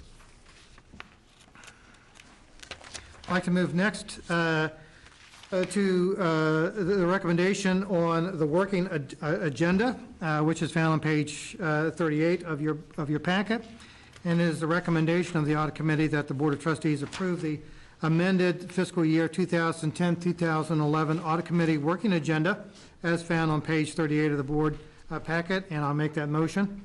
Second. We have a motion and a second. Any discussion? All those in favor, please signify by saying aye. Aye. Any opposed? Motion passes. Our final recommendation has to do with changing board policy in which the Audit Committee will be also accepting oversight responsibility for risk management and emergency readiness, and that can be found on page 39 with the new portions being underlined. And so with that, it is the recommendation of the Audit Committee that the Board of Trustees approve the change to Board Policy 111.03 as shown on page 39 of the board packet, and I'll make that motion. I'll second that. All right, any discussion? I would just reinforce that. We've had significant discussion on the Management Committee about enterprise risk management and our belief that we can move it and need to move it to another level. So I'm very pleased to see some leadership being provided in this area outside of the Management Committee to help to protect us for the unknown out there. And from what I've seen, we have very capable leadership in place for those areas. Any other further discussion? All those in favor, please signify by saying aye. Aye. Any opposed? Motion passes. And unless John has anything to add, that's the end of our audit report. Trustee Rail. Before we move on, Mr. Chair, I'd like to just make a brief comment. Included in this section is our ethics report line update, which is always in this section, and we often don't spend much time looking at that, but I just wanted to just kind of remind everyone that that serves a very important function here at the college. I was on faculty when its current form was implemented, and it offers anyone in the college to address concerns that they may be facing through a mechanism that receives prompt attention. And I know that the folks who staff that line do an excellent job at taking care of all of those reports. And I just think it's important to mention that it's apparently utilized, and people get their needs and concerns addressed. And I don't want to underemphasize the importance of that mechanism to the folks who work here at the college. It's completely confidential. And yes, it's completely confidential, yes. If I might, Mr. Chairman, Sure. just to the Trustee Rail's point, one other item that I might just add to that comment is, besides the regular review during audit committee of all of these reports, and employees or students or anyone else who has any issues related to what's going on at the college has the ability to enter into that ethics point reporting mechanism and then to report it in and write out their issue. Oftentimes, though, we hear issues come forward to us, and it's not uncommon for us to actually report on behalf of the employer or behalf of a student who raises a concern. And so oftentimes, some of those concerns that haven't been entered into Ethics Point or into our mechanism, we actually take the individual's concerns and enter those themselves. Dr. Korb, I know Janelle Vogler also, Janelle shaking her head yes, that in fact, on numerous occasions where an individual hasn't entered their question or their issue into Ethics Point or into one of the mechanisms, we'll do that for them to make sure that we get it in there, and also so that there's a clear and open vetting of those issues back to the board and back to all those who might be a part of helping solve whatever the issue might be and respond to it. So it's something that we take very, very seriously, and even at times when individuals don't enter it in themselves, we'll take those issues and we'll enter those in so that we can follow up and make sure that there's clear and open discussion and opportunities to find solution. Thank you, Dr. Callaway. I'm not sure if Dr. Korb or Janelle would have anything they'd want to add to that, but I think it's important for you all to know these complaints aren't, if there are complaints or concerns that come forward, sometimes individuals don't follow up and put it in, or sometimes they just don't know how, and so we actually help coach them forward. Sometimes we'll actually do it and maintain the confidentiality too for them. All right, thank you. That brings us to President's recommendations for action. We'll begin with the Treasurer's report and Dr. Callaway. Included in your packet on page 41, I would just share with the board, we do have the Treasurer's report. Just a note for you, we did receive an ad valorem tax distribution of $3,807,783, which is included in the report this month. And we've also received funds for capital outlay and the like, and those are included in your report along with the remainder of the September Treasurer's report. We'd be open for any questions if there are any particular questions a board member would have. I don't believe we have any. Sorry, we'll then file that for audit. Okay. And then also under tab 7 in my monthly report to the board, without going in through the 10 or 12 pages of that report, I would just want to point out a couple of things. We did talk earlier about the Regents meeting that I attended yesterday, and we continue to work hard on the funding formula that we hope will bring additional funds to our institution based on performance. We've continued to see a significant increase in our enrollment. I think Dr. Day shared with me that we're 21,462 students for the fall term. How's that, Dr. Day? Pretty good. So we continue to serve Kansas as the largest institution of undergraduate education. Also, I know we will be having an update on Achieving the Dream today from Dr. Kovac, and I would just commend Jason and Dr. Reinhardt for their great leadership in what they're doing in helping us serve our students in developmental education, most particularly. I know there'll be some discussion related to the good work of faculty in the math department, reading, writing departments, or English department, and then also in our counseling area. And so I know Jason will be doing a good update, but I wanted to recognize him and Dr. Reinhardt as well for their really wonderful leadership. And also, we received some very, very good news, and I think officially today we can announce that Ellen Mulcahy, who was one of our faculty members here at the college, has been recognized as the Kansas Professor of the Year by the Carnegie Foundation for the Advancement of Teaching, the Council for Advancement and Support of Education. Dr. Mulcahy is an associate professor here of science and was recognized and is being recognized this year officially as the 2010 Kansas Professor of the Year. She was selected from more than 300 nominees, and she is someone we're very, very proud of. She's done tremendous work for us in our bioscience area, but also her service to the community and some of her volunteer work is just unbelievable. We're very, very proud to have her on our team and to have her recognized this year as the Kansas Professor of the Year. That's, for those of you who know Ellen and know the work that she does, you know this is a very deserved honor. And so we'd like to recognize her publicly, and press release went out today. And we've known probably for about 6 weeks or so. But we're sworn to silence, but the official announcement was allowed to be recognized today. So there'll be a host of activities that continue on over the course of the next couple of months as the recognitions for her occur both across the state and nationally. So congratulations to Ellen Mulcahy. And Mr. Chairman, that would end my report unless there are specific questions or comments from the board. All right, thank you, Dr. Callahan. And I would like to make the motion that the Board of Trustees approve the Treasurer's report for the month of September 2010, subject to audit. Second. We have a motion and a second. Any further discussion? All right, all those in favor, please signify by saying aye. Aye. Any opposed? Motion passes. Chairman Weiss? Yes. Just a comment on Dr. Callaway's report. I'm not speaking for Chairman Weiss or Trustee Drummond, but the three of us attended ACCT in Toronto. And I really appreciate the theme throughout your report of the many examples of commitments by this college and its staff for excellence. The theme in Toronto was student completion, program performance, excellence. I'm looking forward to achieving the dream.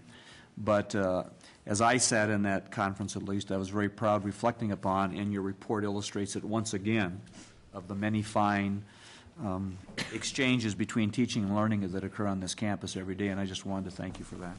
All right, thank you for that comment, Trustee Cook. All right, I don't believe that we have any old business, and I don't believe that we have any new business at this time. All right, and seeing none, I will move on then to reports from board liaisons, and we'll begin with the Student Senate and Mr. Paris. Good evening, everyone. Mr. Chairman, Mr. President, to the board, thank you for inviting me back to report to you the state of our Senate once again. I was not here last month, but I did hear that you had a very quick meeting and very hard-working, productive meeting, and so I'm sorry I've missed that, but here I am. This month, in the past 2 months, as a matter of fact, Student Senate has been hard at work. We have accomplished quite a bit of things that we have promised over the course of the year from when I was running for president. First thing I would like to bring to light is our Student Senate Town Hall. The focus of the Student Senate Town Hall was to give the government back to the student body, which we have opened back to all members of the student body, all clubs and organizations, and also administrators and faculty members, which our first month we held in October, where we held our first town hall meeting. It was a very good turnout for a first-time meeting, knowing also that it was a day right before we went on fall break. We had quite a bit of the discussion. It is seen on YouTube and Facebook, of course. And I think that we started to work cohesively with all clubs and organizations to help get them work with each other. This past month's meeting, which was last Wednesday, we doubled the number in which we had previously. So we have more people coming out, more people interested in hearing about the dialogue which is going on in our school right now, so we're very excited about that. So much excited that it was suggested to us that we move rooms because it's becoming somewhat of a fire hazard to have that many people in the room that we have now. So we are looking forward to moving into a much bigger room in the Cap Fed Center, which next month on December the 8th, we will have our next town hall meeting, and we look forward to seeing everyone there. Also, in continuing with that promise of giving the government back to its people, we're also serving our people in our community as well as our school as best as we possibly can. 2 service projects which I would like to notably bring to you is first our October service project, which was put on by our Senator Rebecca Gocke, which she proudly put on a Halloween trick-or-treat project in which we opened up the student lounge in Com 319 for all friends and family and for the community to come out and have a safe trick-or-treat environment for their children. Also, it was notably attended by a lot of faculty members and their children as well. I was there. I enjoyed getting a lot of candy and making cookies and the face painting. Still a kid at heart at some point in time, and a lot of the other executive board members were there as well, and they enjoyed it. We played Simon Says with the Golden Girls, and they gave us a run for their money, but we still got our candy in the end, so we're very excited about that.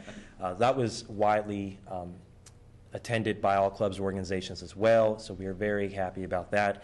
The November project is directly benefiting City Mission and also the Harvesters, which we are having a clothing drive and a food drive at the same time. we have received so many items, clothing items, that we have had to actually store a lot of the clothing items in the Student Senate cubicle upstairs, and it makes it very difficult for us to work. So we will continue the service project for November through the first week of December, and we're very excited about the outcome of that. It gives us a good reason to clean out our closets as well. So, and our December service project is also a very exciting one. It's where we have our photos with Santa. We have Santa ready. He's coming down from the North Pole just for us. The date will be given to you as soon as I learn the date, as we finish solidifying that. Also, we will be entertaining our soldiers as best as we possibly can and writing them letters. And some of these senators are having a lot of fun with that, but also they are very serious with their letters and becoming very personal with them as they try to further connect home with those who are serving our country in uniform abroad. So we're very excited about that. The last item that I bring to you are fundraisers. It was brought to my attention last week that Invisible Children, which is a club and organization here on campus that benefits which benefits children in Africa to help build schools for them, that they have been raising money for the past year or so, and our school, with our school's Invisible Children, is number 3 in our region in raising money. That's quite impressive, and I think that our region itself has raised more money than the UN has given to the school site. So I always am up for a good challenge, a good spirited challenge, of course, and so Invisible Children and Student Senate are in a friendly competition right now with a penny wars with every other club and organization right now, and we're trying to raise money to send one of Invisible Children's delegates over to Africa to help build the school for them. Some of the fundraisers, if we lose, if Student Senate loses, I have to donate and deliver a pizza to the winning club and organization dressed as a pizza delivery man. I'm not excited about that, but of course it's all in good nature and good fun for my school, so I will do it. And we are also having a taco eating contest where the executive board of Student Senate puts together an assembly line and makes the tacos, passes down to me. I eat the tacos against someone from Invisible Children. That's another one I'm not too excited for, but I'm getting ready for it. I'm starting to eat a lot so I can try to win that one. But I've been told by Invisible Children that they are going to give me a good run for our money, so we'll have to see how that goes. But rather than that, I'm proud to say that the state of our Senate is strong. We're excited about the work that we continue to do, and we're excited to always come back and tell you about the good things that we're doing. So thank you. All right. Thank you, Mr. Paris. Mr. Chairman, if I might. Yes, please. With Corey at the podium. For those of you, and I thank all of you for being at the Some Enchanted Evening event last weekend. We were all delighted to see that Corey was selected as the representative student representative to speak at Some Enchanted Evening. Yes, sir. And Corey you did just a great job. Normally students will tell their story. And the thing that was very unique about the comments and very indicative of the man that Corey is, he spoke very, very briefly about himself, more in support of his parents, and then spoke of his fellow student government leaders who also were receiving scholarships through the foundation, and was just indicative of you as a person and as a man. And we thank you for what you've done for our college and for our students, and most particularly how you represent all of our students every day, and we're very, very proud of you. And I know you got about 10 job offers that night, so. Looking at all of them as well. It was always a good excuse to have a whole bunch of Shirley Temples, so anything for the school. But thank you, Mr. President. Thank you very much, Paul. Thank you. Yeah, thank you. All right, our next report is on the Kansas Association for Community College Trustees, and Trustee Mitchelson. Thank you, Mr. Chairman. The next meeting, for those of you who are able to travel to KACCT, the winter meeting will be in Parsons, Kansas, Labette County, on Sunday the 5th and Monday the 6th of December. And I think that Monday the 6th is also a conflict with our meeting of learning quality. So I will not be present, Madam Chairman. So let you do that on your own. I'll be going down to Parsons, as I know Dr. Callaway will be. Dr. Callaway was very generous with praise to me for what's happened with the vote to do the funding formula and the tiered approach. The reality is this has been a 10-year effort ever since Senate Bill 345 passed back in the year 2000, and the Board of Regents became our coordinating body versus the Board of Education. That was a real breakthrough, I think, for community colleges. It's very, very difficult to get a consensus among 19 community colleges, many of whom are in very, very depressed economic states right now in their various locations around Kansas, including southeast Kansas, which I can testify is not doing real well.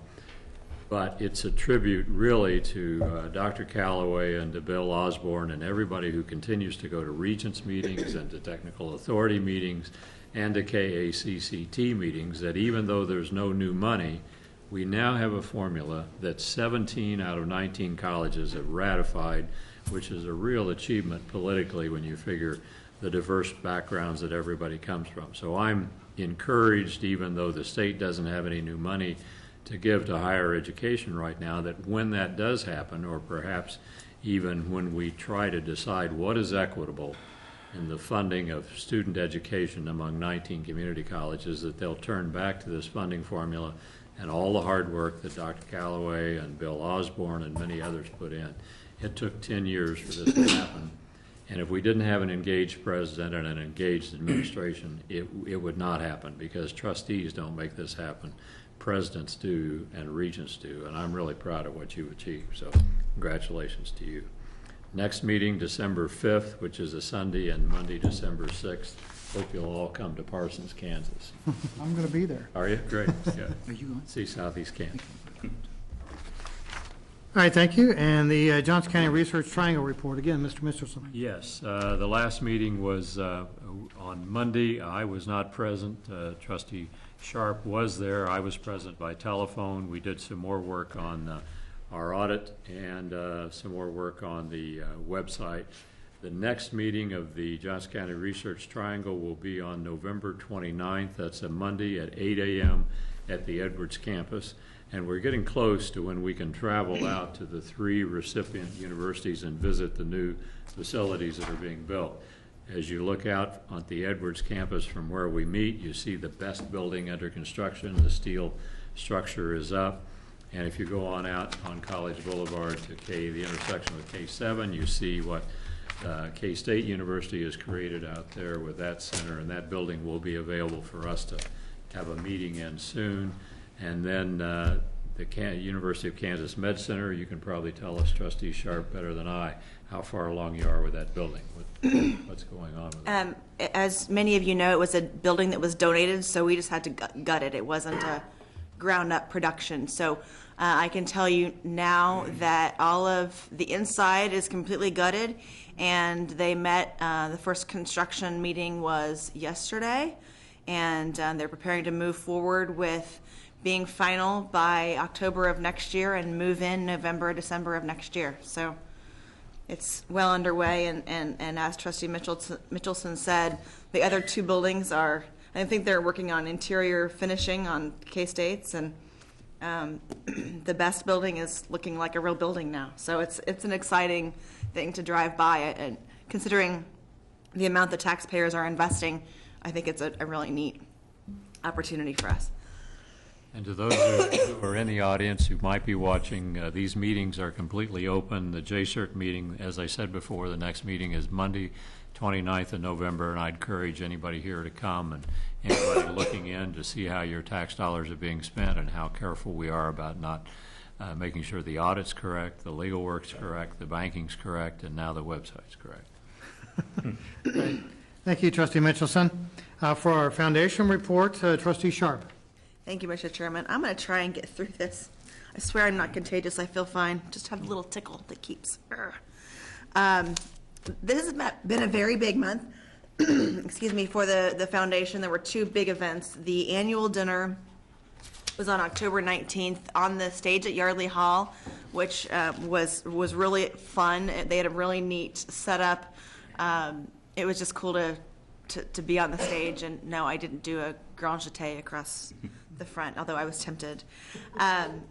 And there were 3 awards that were given out. The Hugh Spear Distinguished Service Award was given to Dr. Mary Davidson Cohen, someone that's very familiar to all of us here, for the profound impact that she's had on higher education as regional representative for the Secretary of Education in her years to the service of the both she and her husband, late husband Bart, their service to the foundation.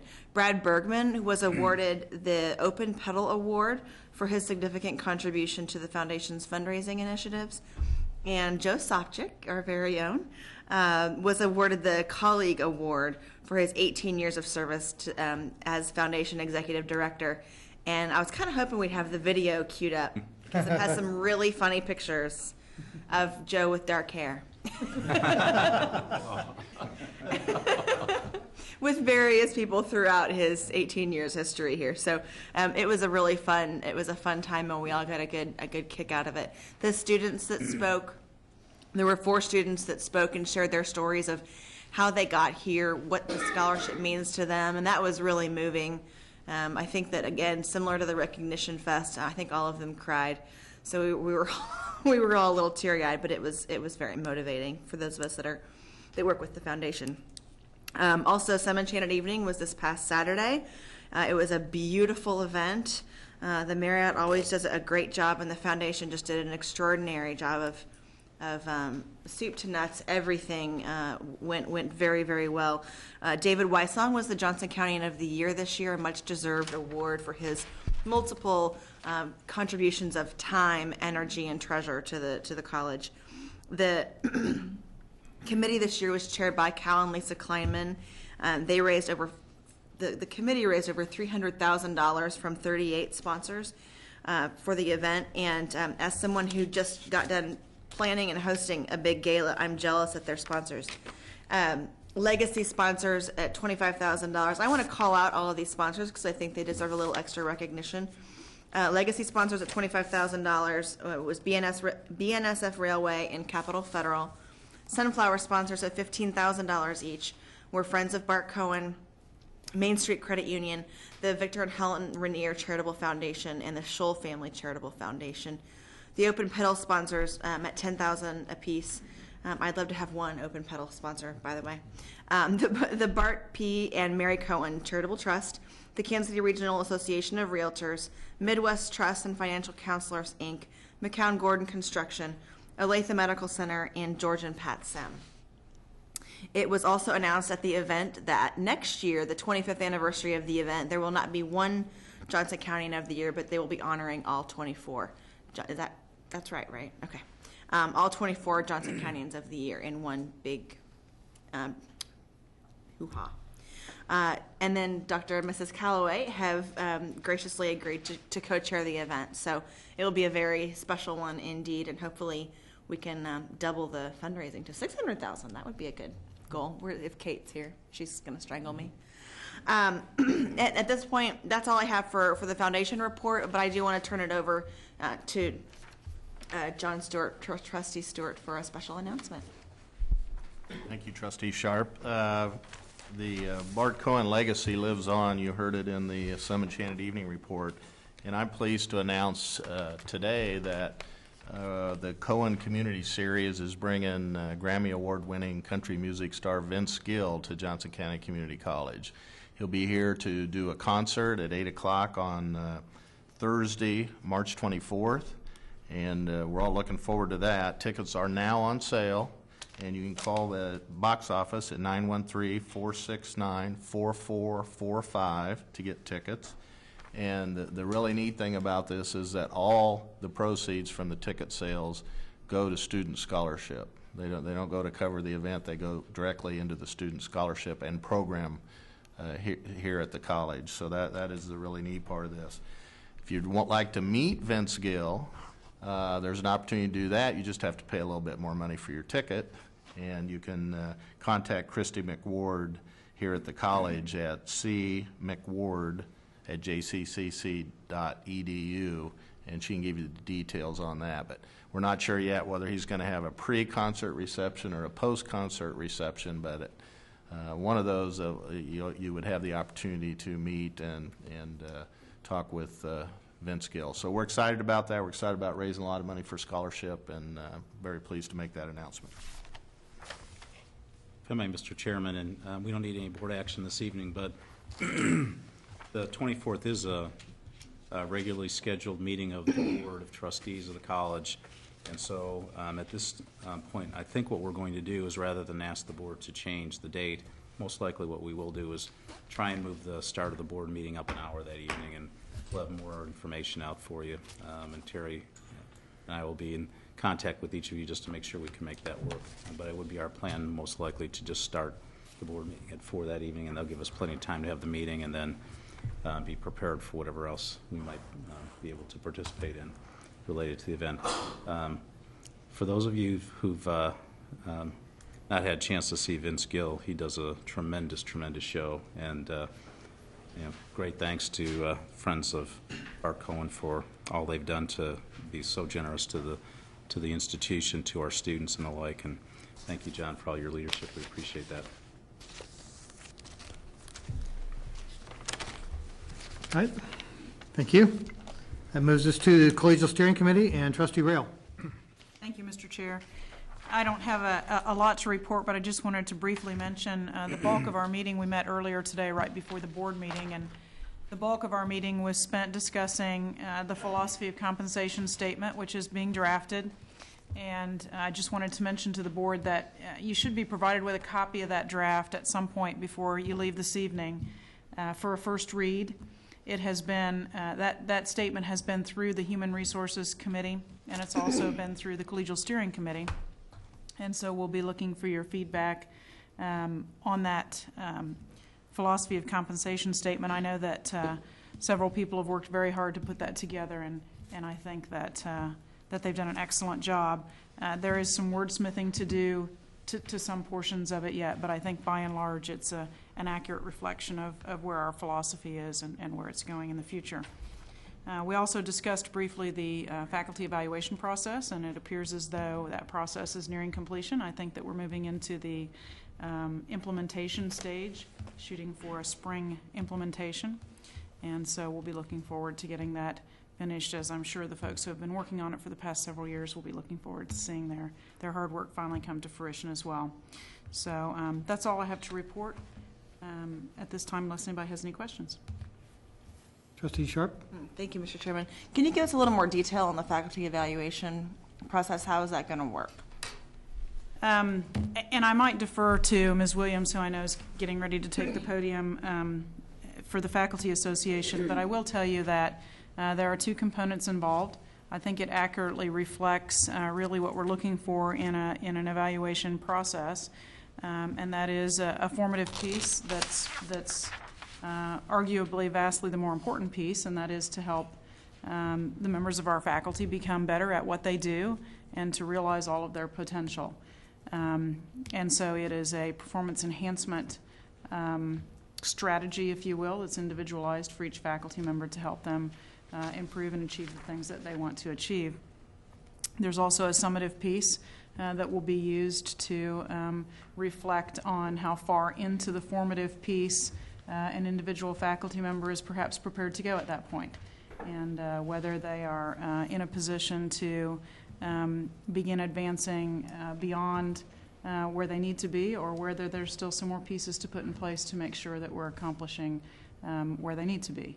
So I think they've done an excellent job. I think the two pieces appear to dovetail well, and I think that obviously no evaluation system is perfect, and it'll have its warts like all others. But I think that they've done an excellent job, and it'll be good to see it in action, to see how well it works. Are we going to get to see how it works at some point, or is it 360? Is it peer to peer? Is it who evaluates the faculty, I guess is my question. It has a very strong peer component, and I think, Ms. Williams, at this point I'm going to turn it over to you and let you kind of address some of those questions. If you don't mind, you probably have a better handle on the particulars than I do at this point. But I will mention that there's a very strong peer component, particularly to the formative piece. Actually, I think I will defer to Jeff Frost, who's actually, his department was a pilot in this process. And so I think in terms of the operational components to it, he probably would be the best to offer some specifics. But I think we couldn't add much to what you already described as, the general philosophy and components of. But Jeff, would you like to offer anything regarding what your department, the math department, experienced as a pilot? Wow, talk about unprepared. Thank you for the kind words. Yes, I think you've explained it well. What we learned was that by separating the two parts, the formative and the summative, allowing the supervisor to determine, is this person doing their job, and moving the formative piece to colleagues and people that they can work with and trust, we think we're going to get a lot better growth out of the individuals, and we saw that already. I would just share with you that as we're moving to this new system, I have asked each of the faculty members that I have reviewed this year to look at both the old form and the new form. And to a person, no one has chosen the old form. They have appreciated the new form and said, this is a better opportunity for me to grow and determine where I can get better. So there's just a lot of philosophy to it, letting I shouldn't say encouraging the faculty member to take more ownership of their professional growth and not be something that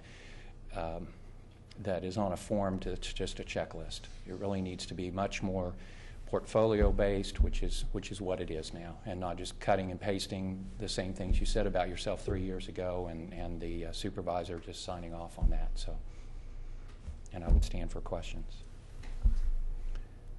Trustee Sharp? Thank you. What is the level of student involvement in the evaluations? Again, one of the things that we recognized was that the student feedback forms were not of any value or were of limited value, even though they were something that was nationally normed. What we recognized early on in the process was that faculty were not using it to get better. And so the way that process works now, that form has been redone. Students are still filling out that form, and then either the chair or the dean gets a chance to read all those. That's what I've been doing over the course of the last few weeks as I see those come through. And all I can say is that this form gives students a much better opportunity to reflect on whether the teacher is really prepared doing the job, how accessible that professor is. Do they, in a timely way, return messages, return phone calls? Do they hold class the maximum amount of time as they're supposed to? Do they return materials when they should? So it's been a great opportunity for me to start discussions with people as I see things that occur on the forms. And what's the frequency that students fill out these forms, and for whom? Every semester, every faculty member must have at least one class to where students evaluate them. Faculty members who are up for a full performance review must have all of their classes. So depending on where people are in the cycle, everyone who's up for a full review next year, I'm looking at all of their classes, and then everyone else, I'm looking at one of their classes. How is that one class determined? Does the professor determine that class, or do you determine that class, or is it a random process? They determine it as long as they get it in on time. And if they don't, then we say pick one by this date or we will. And so some do, and some just say pick whichever one you like. And then at that point we do. Okay. So I might add there's the option, some faculty choose to have all their classes evaluated. So it's not that you have to pick one. There is the option to have all of them optionally. And we have a number of people in our department as well that choose to do that. This is a huge improvement from where we've come a long way, it seems like. Yeah, I'm very encouraged by all of this. Thank you. Trustee Rail, do you have anything else? I don't. Thank you, Mr. Chair. All right, then I'll turn it over to you, Ms. Williams. Okay, thank you. It's a pleasure to be here this evening. I'm not Jeff Anderson. I'm not the president of the Faculty Association, but I was joking with colleagues earlier. Tonight I get to play one on TV. I would just like to echo what Trustee Rail presented about our discussion in collegial steering. We had a fairly lively philosophical discussion about the philosophy of compensation, and I think what we left the meeting with was that it's a vast improvement over what was present prior to this effort, and it also represents a positive outcome where you have joint membership. It's another joint task force represented by equal members of faculty, administration, and so on. And if you're curious about that membership, as I was, because I'm not on that one, look on page 31 in your packet under the Human Resource Committee, and it itemizes the membership of all interested groups. So there will be more that this group hears about as the wordsmithing continues, but I was heartened by the second line in the compensation philosophy, which I'll read. The college recognizes that obtaining an innovative vision of student success and community leadership requires exceptional employees. Well, this evening we heard and we recognized several faculty members who certainly exemplify exceptional employees. And we also heard about Ellen Mulcahy as the Carnegie Foundation Kansas Professor of the Year. So certainly we, as a faculty member representing the Faculty Association, are heartened by the college's recognition and continued interest in seeing that continues to be the case. And anyone who was involved with negotiations, as I was, and several in the audience were, over the past couple of years, might note that this does represent more than the prior available compensation philosophy, because it gives philosophy, but it also gives some direction to what is expected, comparative markets and some definitions of that. So it's being tweaked to make it better, and in the future you'll hear more about that. We also talked about finalization of the faculty evaluation process, and that too represented a long-term, fairly lengthy involved group of faculty and others to bring about a better outcome than what was available in the past. And I felt not too comfortable talking about what was around the bend, but I can say as a faculty member here in my 5th full-time year, and I was here 2 years as an adjunct, that there would be a number of ways in which there could be improvement over the faculty evaluation process that was in place.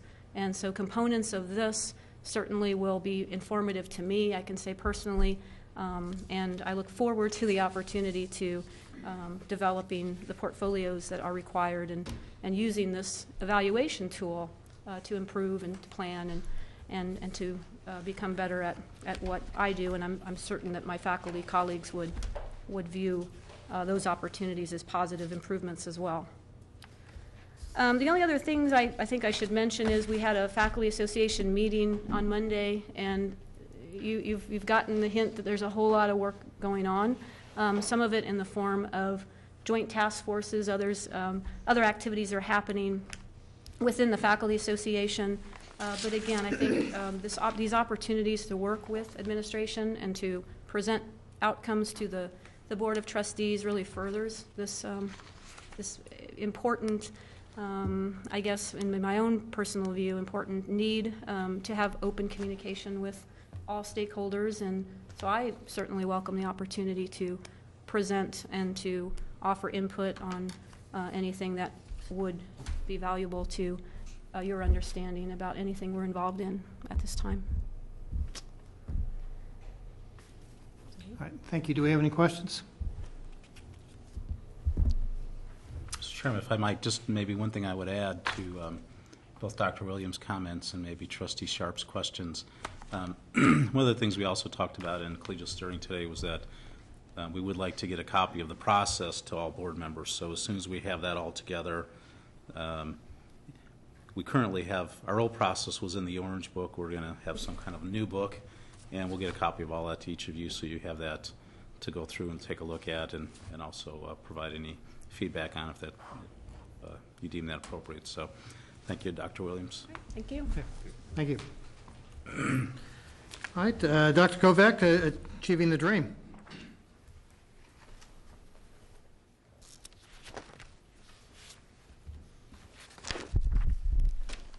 all, and thank you for the opportunity to speak with you today. I just wanted to share a few updates of note from our work with Achieving the Dream. You'll recall from earlier presentations that we've got 3 core strategies that we've launched this fall as part of the college's work with this national initiative.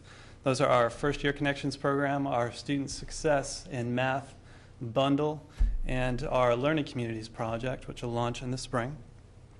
And all of these are focused on fundamentally changing the experience of students in our developmental education classes at Johnson County Community College. And this Achieving the Dream framework helps us launch these strategies, helps us build evaluation plans, and then think critically about the merits of scaling up. Our strategy teams have been advancing some very compelling evaluation ideas in the past few months. These evaluation plans have been built in collaboration with staff from the Office of Institutional Research and a special cohort of what we're calling data ambassadors that we've been invited to participate in the evaluation of our work with Achieving the Dream. Every strategy team has been matched with 2 of these data ambassadors. These are folks who come from the faculty and staff ranks here at JCCC. And one of those data ambassadors comes from within a host department where a particular strategy is operating. And that person is charged with speaking to the political and cultural landscape in which that strategy has been launched. And then another data ambassador comes from outside the department, and they're charged with bringing the objective perspective and helping us ask the hard questions about results that we're seeing along the way. The partnership that we've been able to leverage between our strategy teams, the Office of Institutional Research, these data ambassadors, has been key to our thinking critically about what we're seeing along the way with Achieving the Dream. The evaluation plans that these groups have come up with is really a testament to the urgency of this partnership. To date, strategy teams are now equipped. They are working with student attitudinal measures like the HOPE scale, the math anxiety scale, and other tools. We've got key informant interviews scheduled, focus groups scheduled, with students who have experienced some challenges over the course of this semester to really investigate the efficacy of our strategies in helping them respond. And then, of course, our core measures are things like student success metrics, the student performance in classes, retention through the end of the semester, and persistence onto college-level coursework. So we are looking forward to continuing evaluation through the end of this semester and beginning of next. We do have a lot to learn about the results we're seeing. Our formative evaluation does indicate that in our math strategy team, we do have a lot to celebrate. We've got more students sticking with our special sections of college algebra. We still do have room to grow in how students in our developmental sequence are connecting with our special opportunities with Achieving the Dream there. Retention rates for students in our First Year Connections program are very similar to rates for traditional classes. Those counseling faculty who have led this project do report that our Dream Scholars, students involved in that program, are experiencing many of the same work and life challenges that can make it difficult to stay in school. Of course, our focus here is to see that these students move forward onto future semesters of coursework, so that persistence indicator is going to be very key for that one. And we look forward to seeing how we're all able to support these students' persistence towards that college-level goal. We do have 2 new activities that we're going to be launching as part of the Achieving the Dream this spring and next summer. In the spring semester, we'll be launching a learning community that brings together faculty and students from our Reading 125 and English 102 classes. Those are our lowest levels in that developmental sequence. This integrated learning opportunity is going to run out of the college's Learning Studio. We're going to be using some supplemental instruction, some application of software in the classroom there. One of my favorite scholars on learning communities is Vincent Tinto. You guys may be familiar with him. He often cites the potential for students who participate in learning communities to experience deeper and richer learning. Those are direct quotes from him.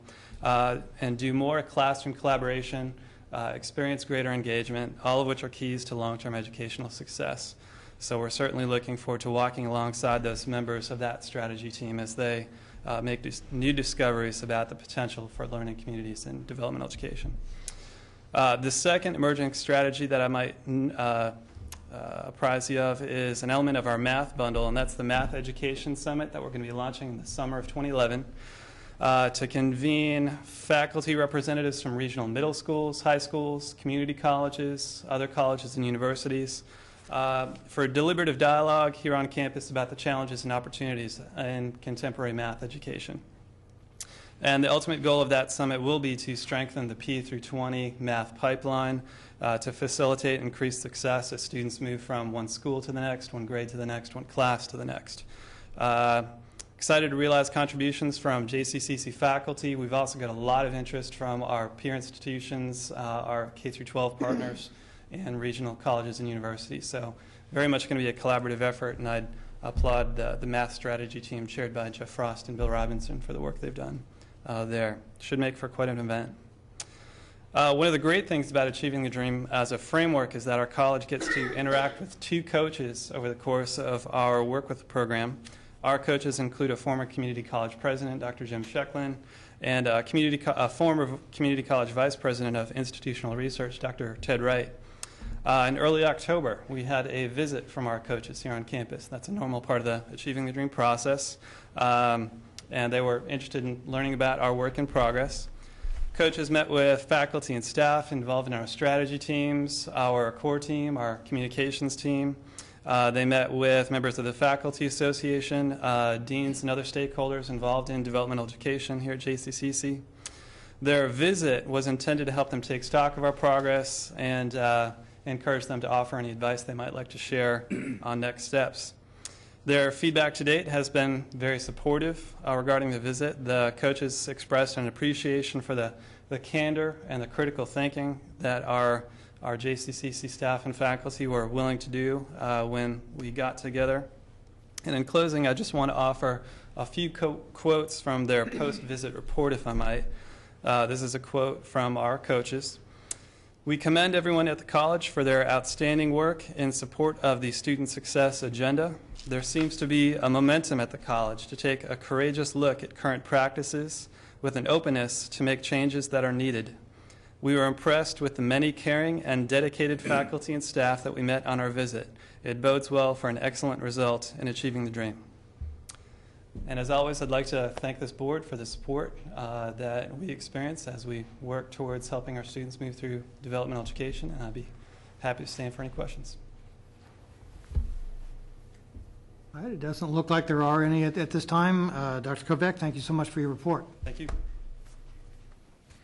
That brings us to our second petitions and communications section for this evening.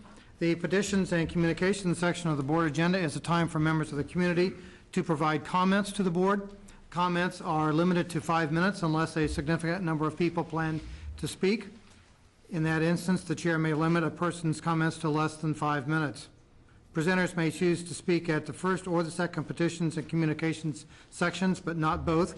Prior to beginning comments, we ask that you state your name, your address, city, and state, and is there anyone who would like to address the board at this time?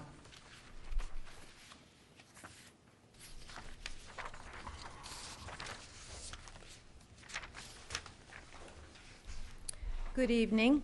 My name is Kathy Brown. I live at 6202 East 103rd Street, Kansas City, Missouri. And given all the discussion about achieving the dream tonight, I think it was really rather serendipitous because I came here tonight. I'm a member of continue to be a member of the quote-unquote diversity list, which is headed by Carmeletta Williams, and I came here tonight to file a complaint about mailing that was sent out, which is in violation of JCCC policy. A couple of days ago on the DL, the diversity list, the discussion group list, Carmeletta Williams sent out a exhortation to all of the members on the list to be in touch with Nancy Pelosi and different people in D.C. to urge the passage of the DREAM Act. As you know, you are the people who write the policy here at JCCC.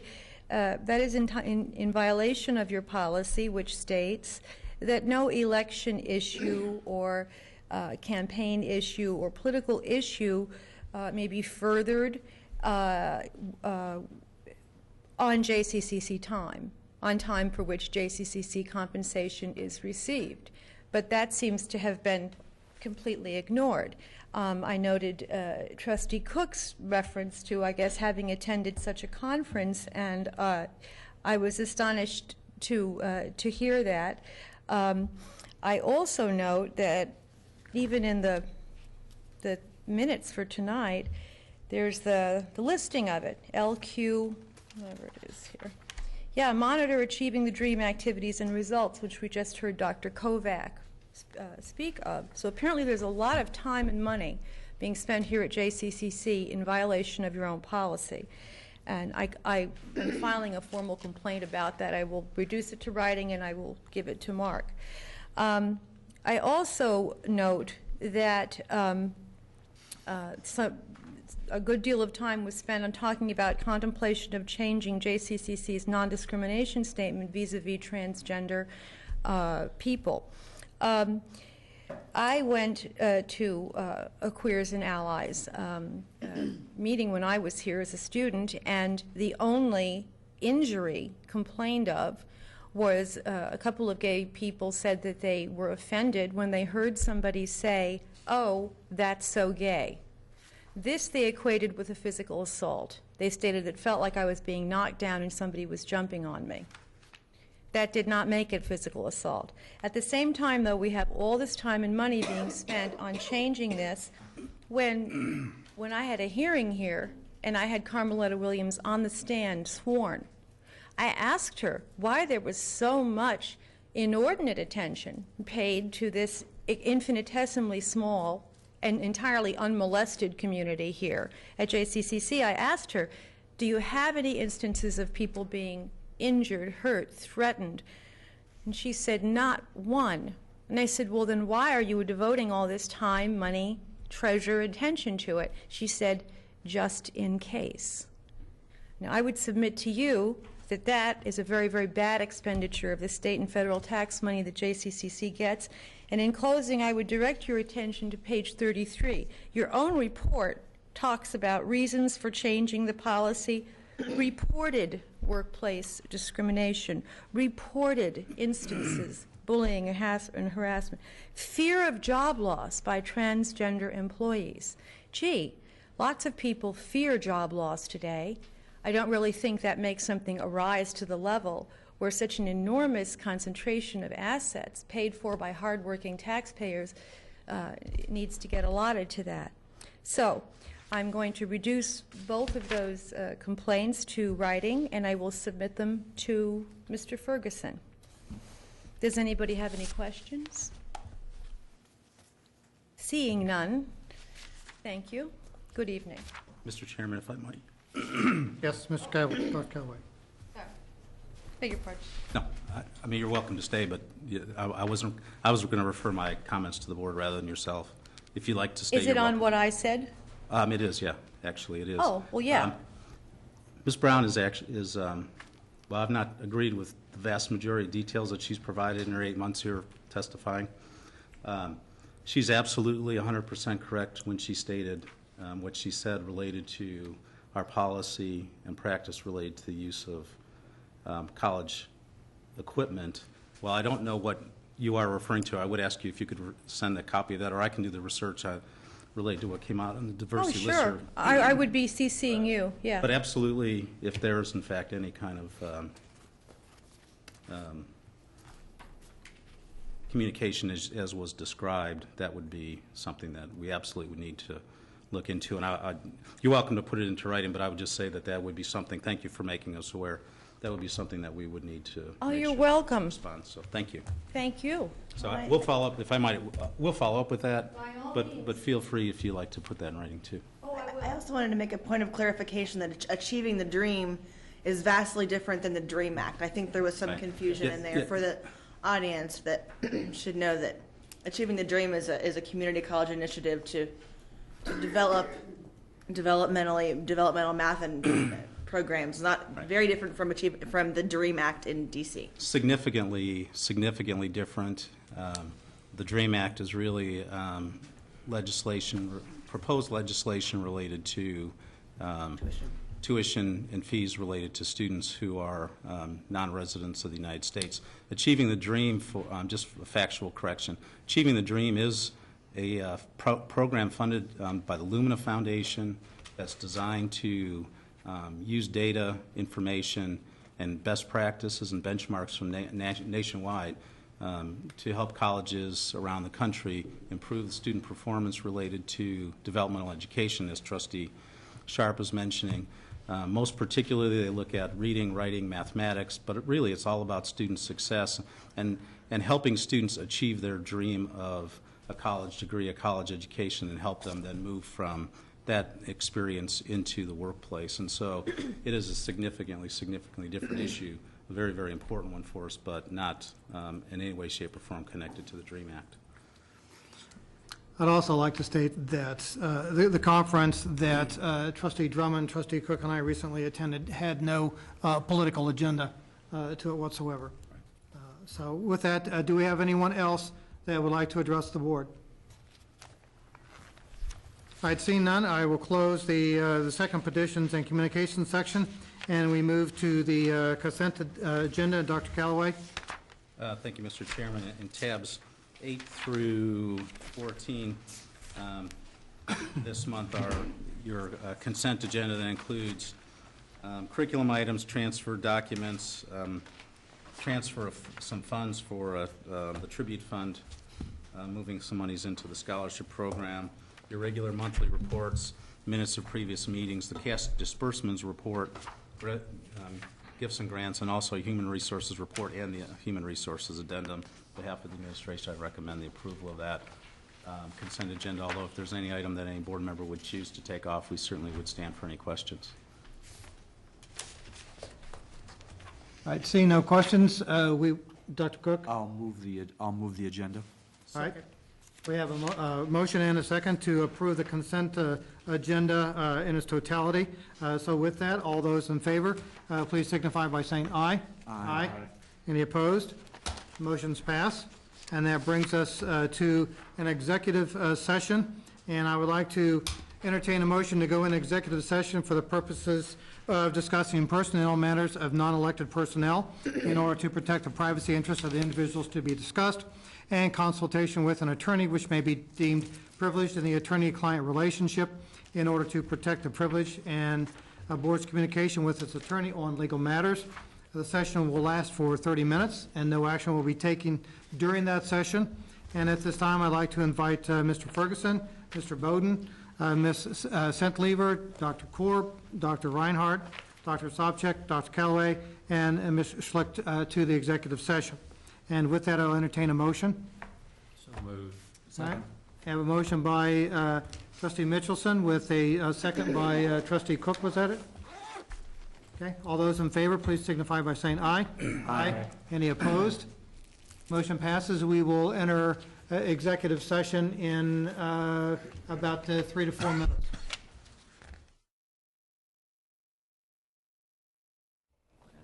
We are back from a 30-minute executive session. No action was taken during that session, and seeing that there is no other business to conduct this evening, the meeting is adjourned.